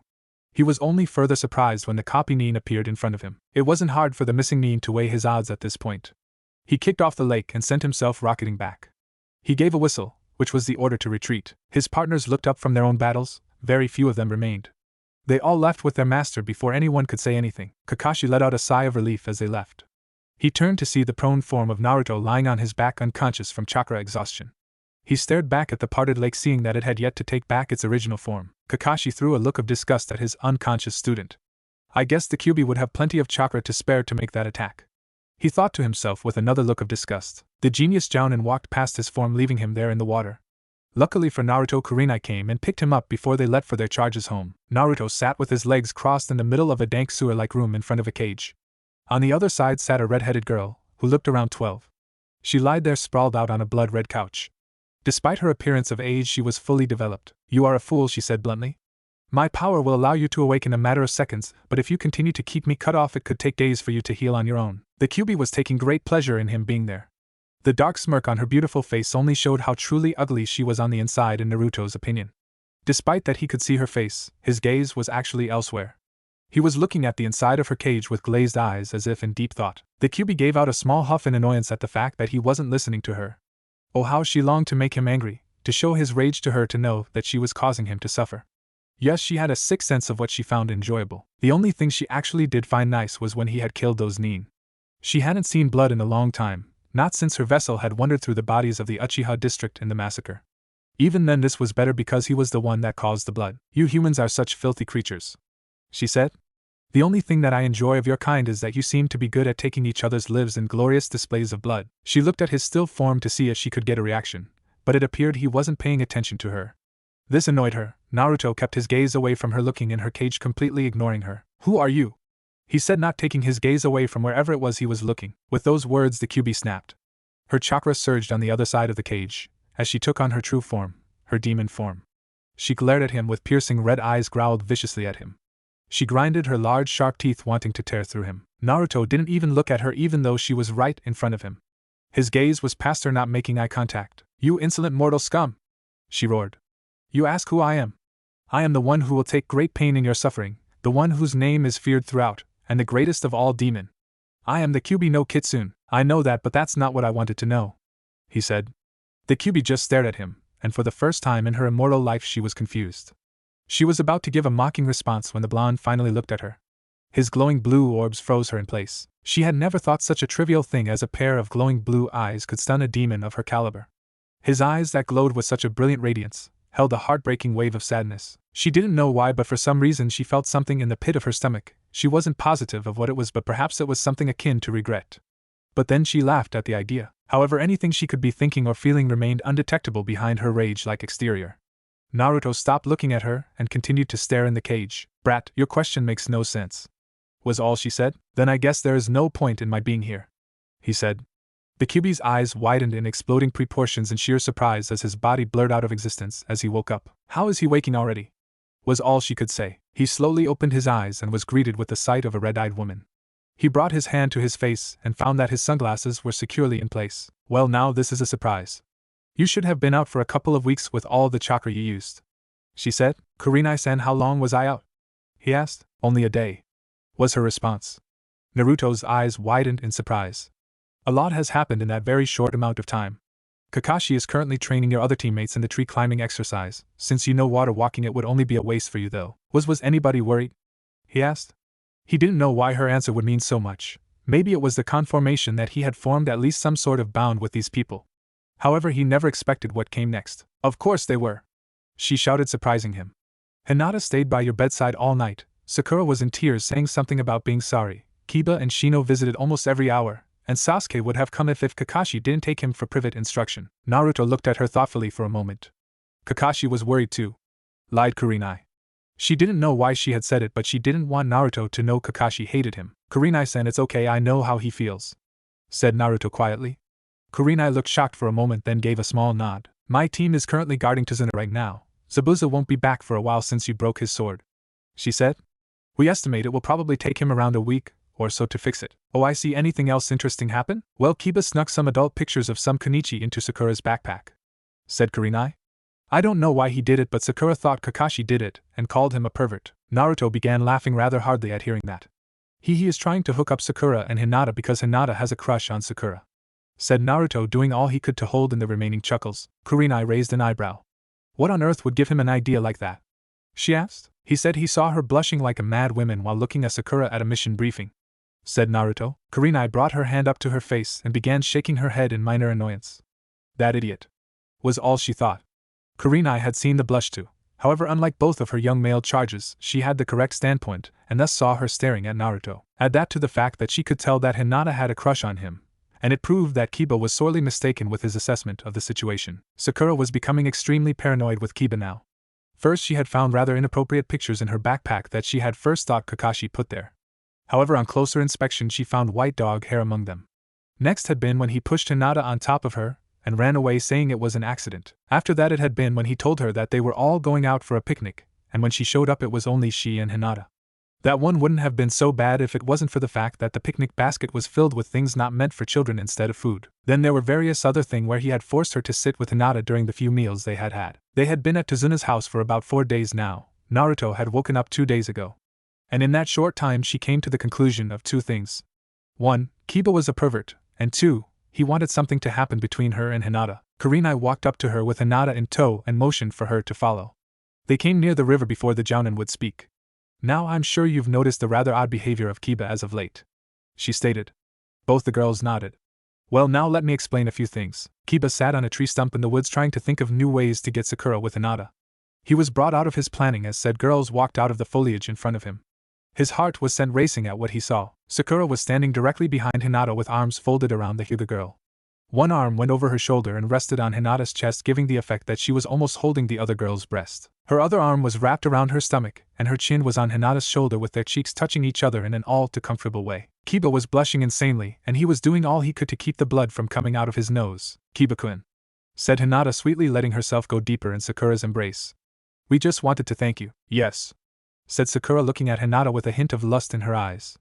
We know that it was because of you that we were able to experiment. She said the last word in a husky voice. Kiba was drooling, thanking whatever god there was out there. The blush went through his entire face, which put most tomatoes to shame. Yes, it really is because of him, isn't it, honey? Said Hinata, looking at Sakura. That's right, sweetie, if it wasn't for him I never would have learned. Their faces began to draw closer together.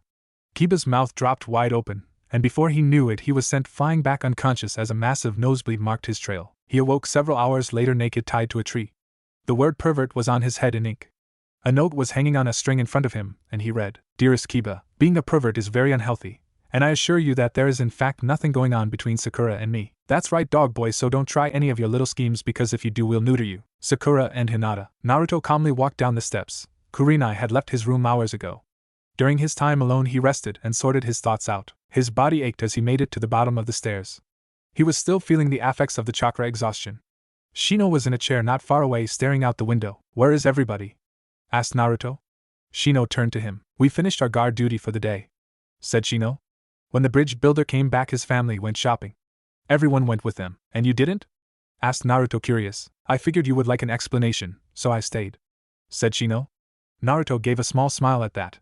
He walked over to a couch and sat down. The soft cushions felt nice against his body. So is Kakashi still training Sasuke? Said Naruto. To my knowledge, yes, responded Shino. They haven't returned since they left yesterday. Kurenai-sensei says they are fine though. I don't doubt it. Kakashi is a strong shinobi and Sasuke is well on his way, stated Naruto with another smile. Shino looked at him through his own set of sunglasses.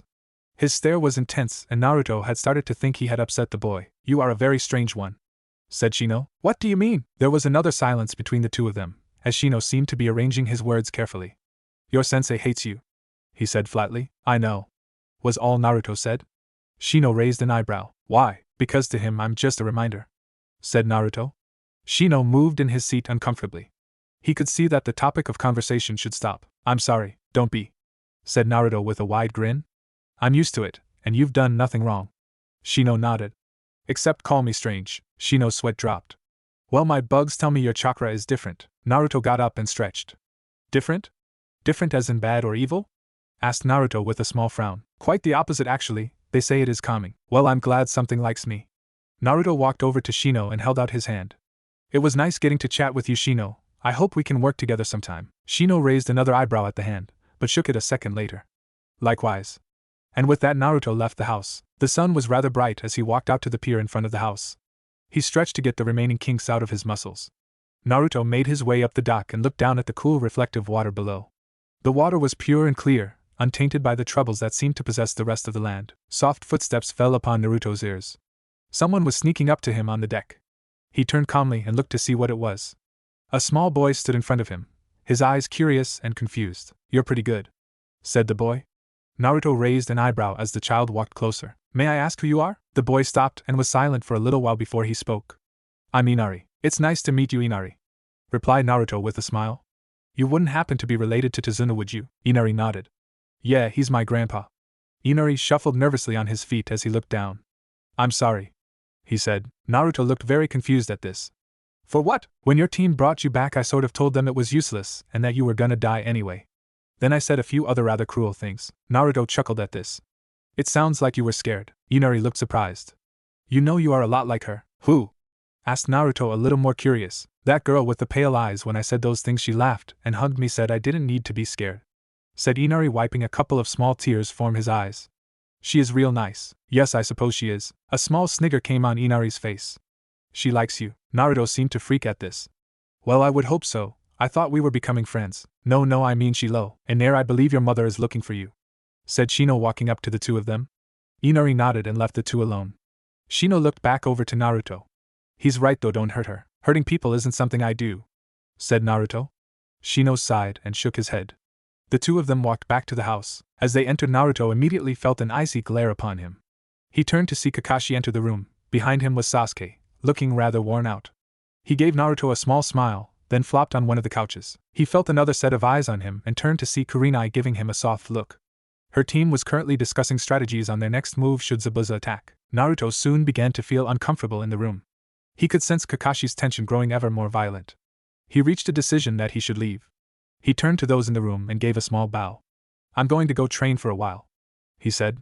I don't know when I will be back, so do not worry if I'm not here in the morning. He left the room, and as soon as he did so, he felt Kakashi's anger drop. Those in the room sensed Kakashi relax as Naruto left.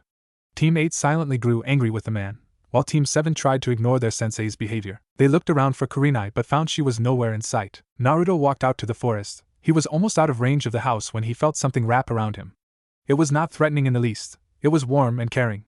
Naruto's eyes widened for a bit, as he stood frozen. You've done nothing wrong, he heard Kurenai say. Naruto relaxed even more at the sound of her soothing voice. I know. At that she let go of him.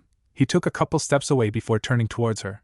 Kurenai-sensei arigato. He walked away from her, and she couldn't help but smile. One tear fell down her cheek. Flashback. Kurenai walked into the Hokage office, more than a little weary. She had just come from a training exercise with her team. As the secretary let her in, she saw the old man sitting in his chair signing away at some paperwork. You wanted to see me, Hokage-sama? Asked Kurenai. The old man looked up at her and smiled. He rose from his desk, bringing his sense of authority with him. Kurenai-san, it is good that you could come, said the old man with another smile. How goes your team? They are doing fine. Hinata is truly amazing. Shino and Kiba are progressing at a rate that I find astonishing myself, said Kurenai with a little pride in her voice. The old man's smile grew wider at this. I see. Do you feel they are ready for a joint mission? Why, yes, I do, said Kurenai, thinking about it. May I ask what the mission is? A bridge builder needs protection. I had originally planned on only assigning Team 7 for this, but I feel your team would help, said the man with a frown. There was an awkward silence between the two, and Kurenai felt an unasked question in the old man. Are you aware of who Team 7 is comprised of? He finally said. Why, yes, actually, said Kurenai, sensing that this conversation had more meaning to it as it went on. Led by Hatake Kakashi, Genin include Rookie of the Year Uchiha Sasuke, the highest academic Harino Sakura, and the supposed dead last Uzumaki Naruto. Ah yes, Naruto, what do you think of him? Said the old man, turning to face the window. He stared out it overlooking the village, but she felt his attention was completely on her. Kurenai became confused, not knowing if this was some sort of test. She remained silent, trying to place her words properly for the Hokage.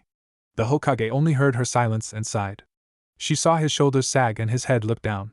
All the energy, spirit, power, authority seemed to be drained from him. He lost his edge, and Kurenai noticed by his demeanor that he seemed rather tired. Do you hate him?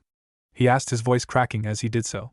Kurenai took a step back at the emotion held in the voice. It was so tired and old. The Hokage finally seemed his age. She saw the man begin to shake from some unknown reason. Do you despise him like so many others? He turned and looked up at her. Fresh tears were staining his face as he took a step towards his desk. He sat down and took off his hat. Tears soon began to fall to the desk as buried his hands in his face. Do you wish for his death? He asked another question, and Kurenai found herself unable to give an answer. She saw his body shaking, and she found herself beginning to panic. The Hokage had always been a pillar of strength for her and the village. He had never once wavered in his duties, or in how he held himself. The sight before her was both frightening and heartbreaking. I've watched him grow, stuttered the Hokage, into a fine young man, but his pain, his emptiness, they crush me. The Hokage seemed to be choking on his words, and Kurenai found her face growing wet, as she watched the man who seemed so powerful begin to break down. He smiles, he laughs, and he thinks nothing of his own happiness. The Hokage had to pause as he tried to regain control over himself. He didn't do anything wrong, not one thing. She watched the Hokage go into his desk drawer and pull out a photograph. On it she saw a 4-year-old, possibly younger Naruto, sitting next to the Hokage with a smile on his face. He held some stuffed animal, and looked so happy. However, his body was slightly malnourished, and his clothes looked like rags. She remembered seeing him once during that age. It was during the time he lived in the orphanage. I don't hate him, Hokage-sama, said Kurenai, finally finding her voice. The old man looked up at her, and through a tear-stained face managed to smile. Please, I beg you. The Hokage rose again from his seat and walked before Kurenai. He got on both his knees and bowed. Protect him, help him, he has so very few people in his life. I ask you this not as your Hokage, but as a favor to a desperate old man. More tears fell to the floor and Kurenai found her heart breaking.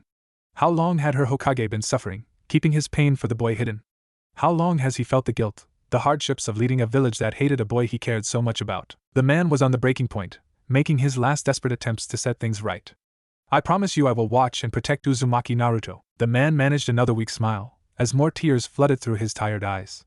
Thank you. End of flashback. Kurenai watched the boys retreating back. Her one tear had grown into many. You've touched the select few that know you. I will protect you, Uzumaki Naruto. Naruto felt the emotions going through Kurenai as he walked away. He soon found a tear of his own come down his cheek.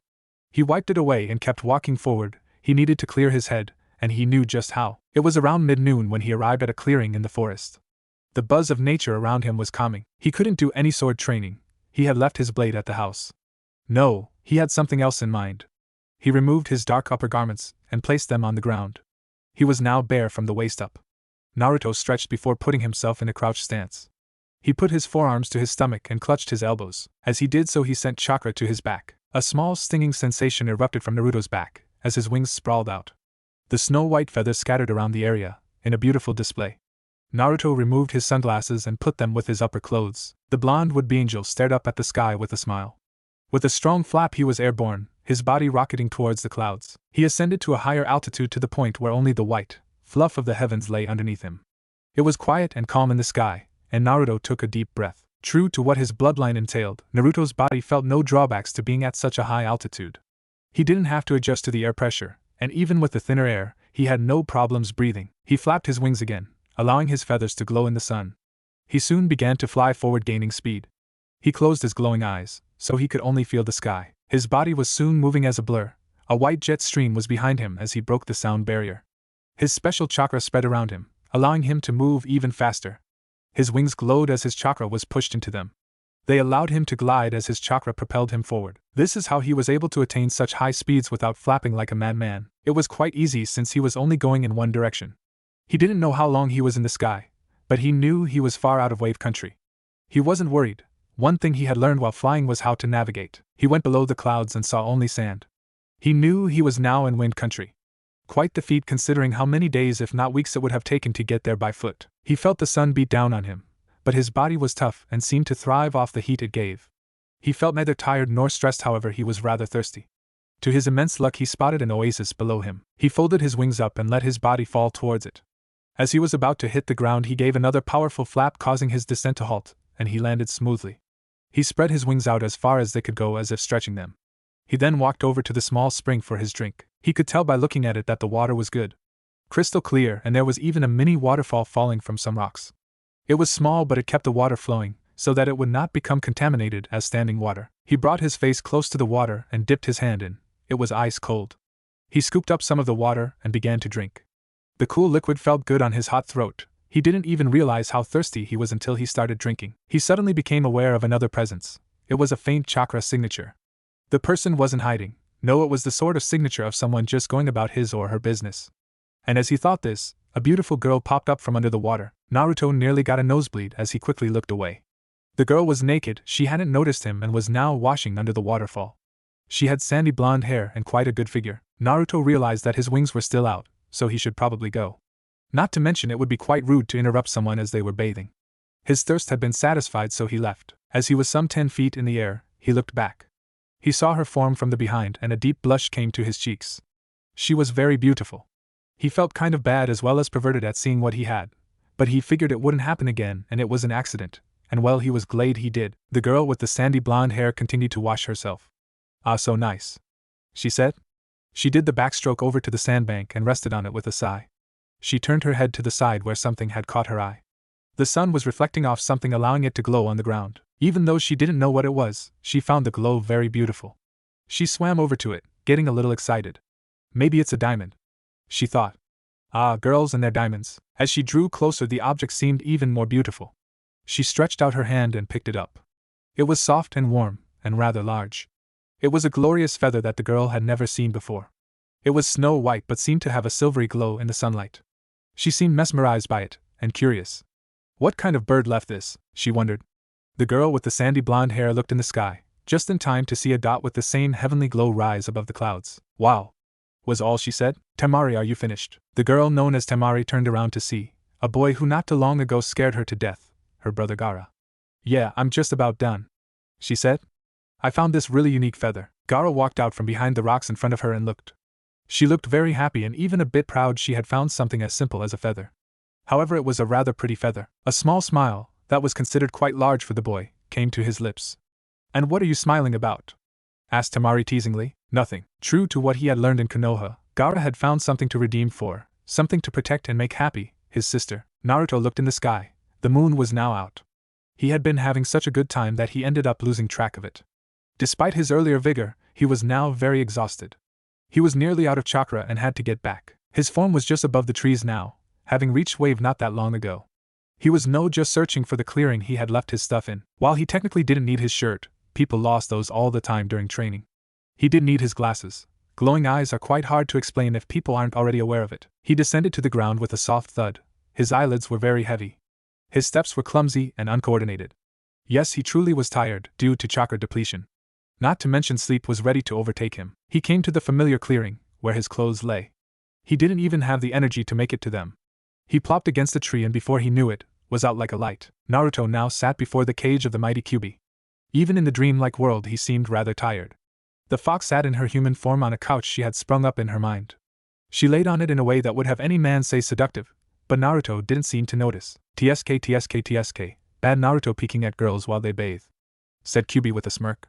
She conjured up a mirror, and in it was the sight of the girl bathing. It was his memory. I never would have thought you the great hero who so boldly locks me up would be a pervert. Naruto was only half listening. He was still very tired. He leaned against the bars and gave a kind smile. Kyuubi seemed rather taken aback by it though. Yeah, I probably shouldn't have looked, said Naruto, not really thinking. Kyuubi's brow furrowed. The boy took away all the fun in trying to torture him. TSH, whatever, said the Kyuubi. You really did it this time though, using all your chakra for something as meager as flying. If you have access to my memories then you'll see that it isn't so meager, said Naruto with another small smile.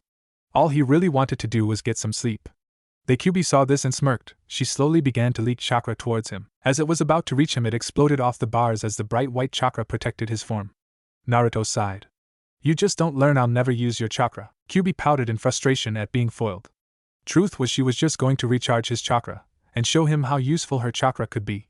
Then again, once he accepted it she was just going to keep pushing it on him until the seal broke, so yeah, he was smarter than he looked. She lied back on the couch with a sigh. His snores were soon heard by her. She brought the mirror in front of her, and started to watch the memory of him flying. Haku walked through the woods collecting herbs.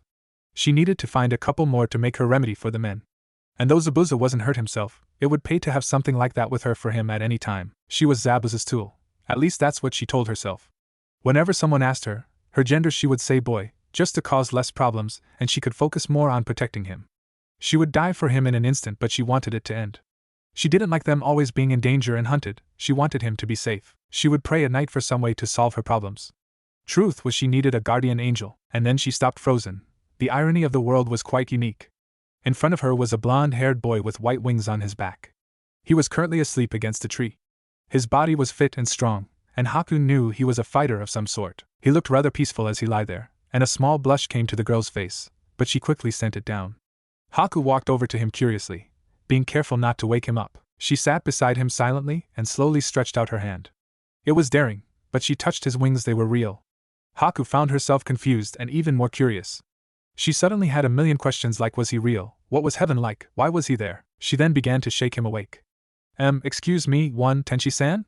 Said Haku. The boy began to stir as his eyes fluttered open. Haku gasped at his beautiful eyes. They glowed with a holy and intense power, and truth was Haku found herself growing very excited. Said Naruto as he woke up. He looked forward to see a girl in front of him. She had dark brown hair and chocolate brown eyes. Tenchi-san, are you alright? She asked. Tenchi-san? Thought Naruto. As he grew more aware of his surroundings he soon found he still had his wings out. He mentally screamed at this. Tenchi-san, are you really an angel? Asked Haku. It was childish, and totally different from her normal character, but she had to know.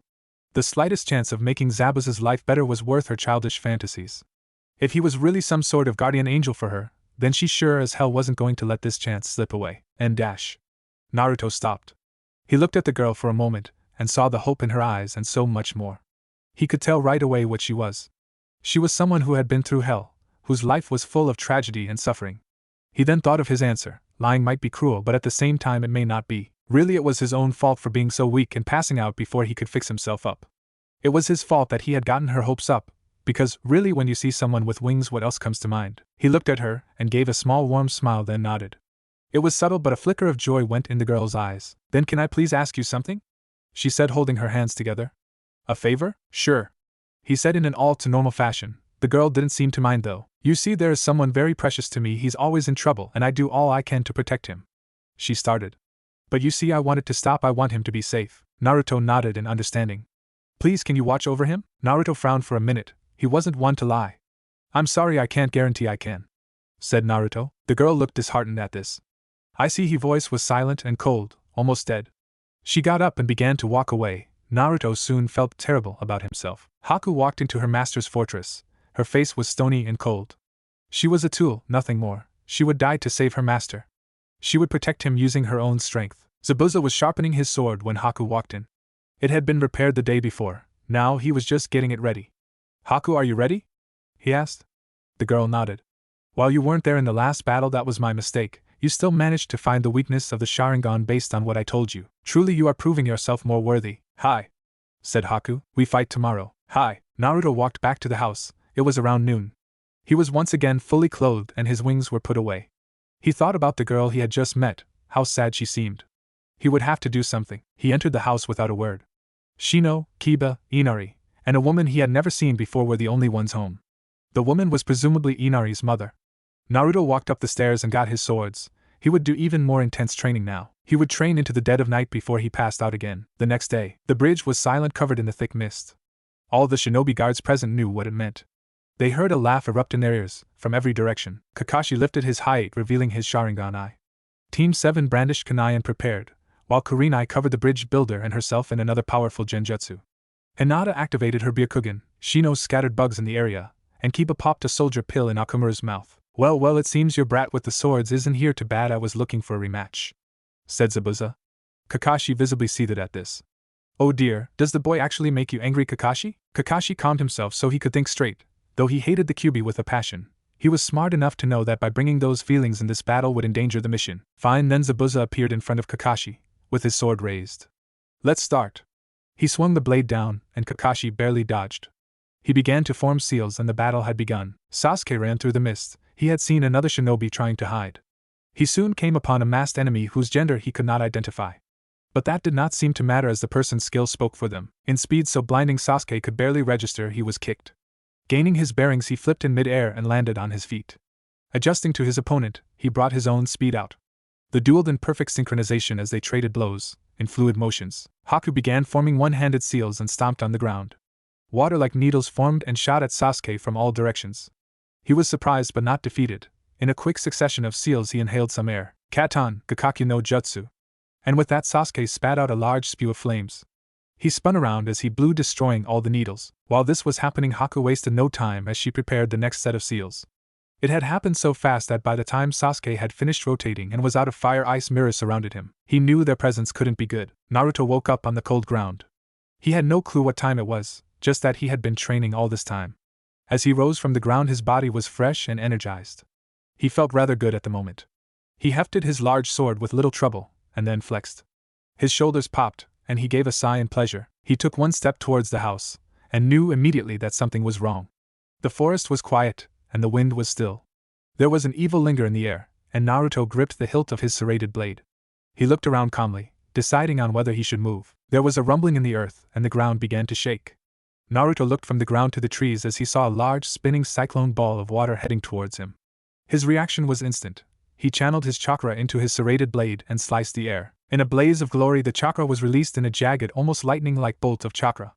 Its properties matched those of the serrated blade it was released from. The two attacks collided and held in a stalemate for a short while, before the water cyclone overpowered the chakra attack. However, the attack had served its purpose. In the time it was held off, Naruto activated his gravity seal and sped off. The ball exploded into the trees and two nin fell to the ground to survey the scene. They both looked exhausted. They had used most of their chakra in a combined attack to make the jutsu work. They looked around before their eyes widened. They jumped in the air just as another chakra slice went through where they were standing. The attack had come from Naruto's main blade on a horizontal angle. Because of this, several trees fell down after being cut perfectly in half. The two nin looked at where Naruto was now standing, and then blinked. He was gone. They were both chunin. They had experience as well as skill. The only problem was that in such a quick amount of time, they had lost almost all their chakra. Combine that with the fact that the boys' speed was at a near unheard of level and they were toast. Their bodies fell to the ground. They were not dead. Naruto had only rendered them unconscious with a few well-placed hits. They wouldn't be able to move for weeks. Naruto knew his team was in trouble but that they could hold on. For the moment he would rush to see if Inari was okay. Sasuke looked around the mirrors frantically as more and more needles embedded themselves in his body. His eyes were slowly starting to see the movements, but it still wasn't good enough. He dodged a few only to have a few more end up in his back. His opponent was like monster. The technique had no weakness that Sasuke could see. "I'm sorry but I have to end this," said Haku. Several mirrors appeared to have shot needles out instantaneously. Sasuke watched them as they began to slow down. He could see it, the movement was less. All the needles were coming from in front of him. A mistake as it left him with options on how to get out. His dodging was fluid in its own right, and every needle missed. He had dodged by moving to the barest minimum to avoid each needle. The end result was that it appeared he hadn't moved at all. Interesting, but next time I won't leave you with a way out. Haku's reflection appeared on all the mirrors as they all readied needles. Sasuke's hair covered his new Sharingan eyes and he smirked. "May I ask what is so entertaining? It's very unfortunate for you that I would unlock my bloodline now." Sasuke looked at all the reflections. "You have heard of the Uchiha, correct?" asked Sasuke. "Yes, I am fully aware of your bloodline's strengths and weaknesses," said Haku. "Then do you know about these?" asked Sasuke as he patted both of his leg bracers. He continued to smirk as he did so.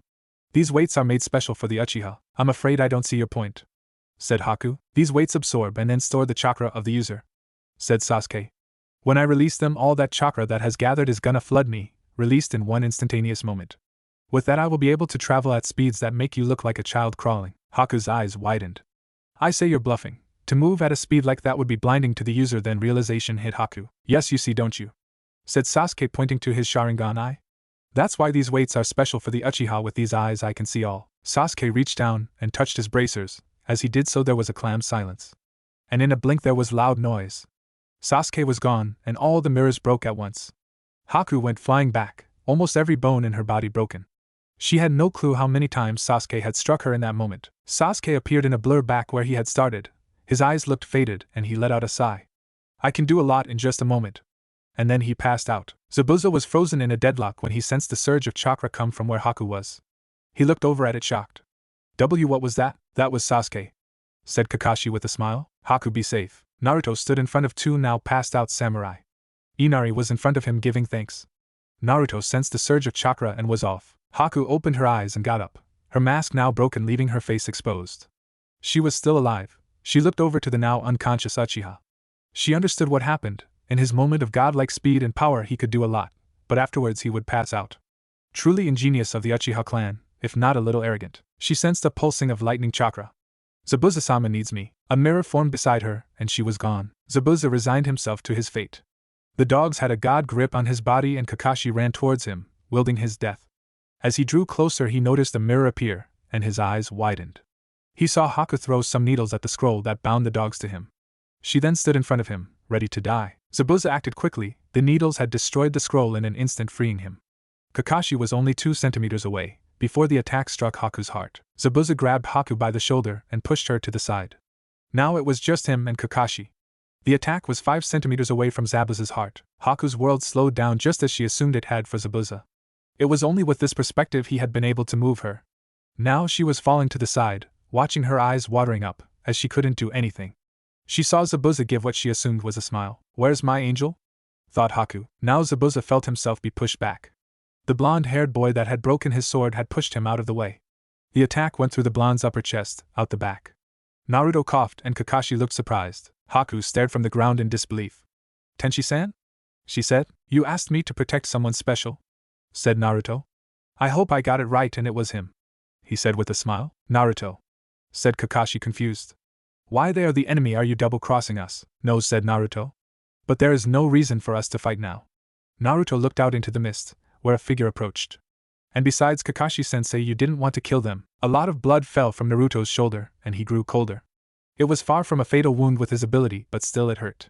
He was low on chakra. He had channeled all he had to get in front of Kakashi's attack. Kakashi removed his hand from Naruto's shoulder and sighed. He turned to see the short shipping merchant Gato. Zabuza, you worthless. Kurenai had appeared in a swirl, out of one of her genjutsus next to Gato. She then proceeded to slit his throat. It was done so quick none of the thugs registered what happened. Well, that's done, said Kurenai. The Hokage looked at the two now in his office. Both of them stared at him nervously. The old man gave a small cough. Well, Zabuza, you are currently a missing nin and wanted felon to the Mizuki. And Haku, you are still technically a citizen of another country while your bloodline was hated and there was even an attempt on your life. Your clan was still registered under it, and any prominent clan member cannot change countries without the feudal lord's recognition, said the Hokage. Both of them looked down, not liking where this was going. Their moves were silent. They weren't going to kill the old man, but they were definitely preparing for a fight to get out. The old man noticed all of this even though he wasn't facing them. That's how it would be normally. He let his words trail off at that and both Haku and Zabuza stopped what they were doing. I beg your pardon, said Zabuza. Naruto came and talked with me not too long ago. Haku, how much do you know about Naruto? Asked the old man. Tenshi-san? Haku froze as the man mentioned her angel. Did he really have a talk with the Hokage? Yes, if that's what you call him, said the Hokage with a small modest smile. I didn't get to know him all that well, but I owe him a lot and I would like to, said Haku, blushing as she thought about Naruto. She definitely wanted to get to know her hero. Ah, I see, said the Hokage with a small knowing smile. Then let it be known that Kakashi succeeded in driving the Chidori through your heart. Haku and Zabuza, you were so overcome with grief that at the sight of Gato, who let's say defiled Haku's name, you charged at him with only a kunai in your mouth. You then ran through the man's army, killing as you went, and finally sliced the man's throat. You then died from your wounds. Zabuza's eye twitched. You certainly have some imagination, said Zabuza. The old man only smiled at this. I also wouldn't mind if you sparred with Naruto in a sword duel, said the Hokage. Zabuza nodded. Then you may leave. Oh, and Haku. The girl turned to face the old man. Yes? Don't tell anyone what you saw, it would put his life in danger, said the Hokage. Haku's eyes widened, understanding the gravity of the situation, and nodded. Guy stood in front of his students. Only Lee looked enthusiastic. While Naruto had tucked Lee out of becoming a carbon copy of Guy, the enthusiasm stayed. However, Lee was already enthusiastic before he met Guy. Today my youthful students will be a day to get to know each other, said Guy. But Guy-sensei, we already learned about each other when we introduced ourselves at the formation of this team, said Tenten. That may be true, but you see, your youthful passion is forever changing, bringing the need to get to know each other every so often. Gi-sensei, shouted Lee, throwing his fist in the air with a shout. The boy's two teammates sighed. Oh Lee, I almost forgot. I heard Naruto-kun returned from his mission, said Guy enthusiastically. Lee's eyes grew wide and he smiled a happy grin. It was different from his normal grin where his teeth shined and just told you he was enthusiastic. This smile made him actually seem truly happy. Both Tenten and Niji became quiet as they stared at the two eyebrowed men. They had heard of this Naruto in casual conversation. The boy must have been someone really important to both Guy and Lee, the way they acted at the mention of him. Tenten really noticed this the most. Guy would become quiet and just seemed happy at the thought of the boy, and Lee would suddenly become more mature. She often wondered what kind of person the boy was to inspire such change in two men like Guy and Lee. It seemed her question would be answered soon. All became quiet and the team froze where they were. Tenten noticed the small smile that came to Guy's lips as a presence drew near. In an instant, Guy grabbed both Tenten and Niji and lunged back. Both of the Genin's eyes were wide as they flew through the air. They saw Lee drop into a defensive stance with a small smirk on his face. Then it happened. A black blur shot from the forest at Lee. A fist slammed into Lee's forearm, as the eyebrowed boy blocked. There was a loud boom that came from the blow, and the group that was watching felt its power. The blur, which now could be identified as a blonde boy, seemed frozen in the air. His fist was still locked to Lee's forearm, and the two seemed to size each other up. The blonde was clad in black. His pants were black and baggy, and they seemed to conceal a few hidden kunai. He wore a tight black shirt that lied underneath a sort of flowing black hooded coat. The coat itself was more like a robe, loose but durable and black like the rest of his outfit. Silver linings seemed to outline his clothing, and the front of his shirt had a few silver chains and zippers. The boy then grabbed Lee's arm and used it to twist himself in the air. He struck down on Lee with his left foot. Lee only smirked. He reversed the hold the boy had on his arm and gained a tight grip. He then grabbed a hold of the boy's approaching foot, leaving the blonde in a tight hold that locked his movement. Lee then jumped, still holding the boy securely, and brought his legs to the boy's stomach. His blows were intense and quick. Tenten and Niji had lost count at how many times Lee struck the boy in the waist. However, all the attacks had proved to be useless as the blonde turned into a log. Lee turned immediately around and was greeted by a kick. Lee brought his own kick up and blocked the attack. The force created by the two limbs hitting sent a small shock wave through the area. Lee smirked as the attacks met. He jumped in the air and began to do backflips. While in the air, he brought his arms down to his ankles where he unclasped his weights. The training weights went soaring to the ground, pushed by the momentum of Lee's flips.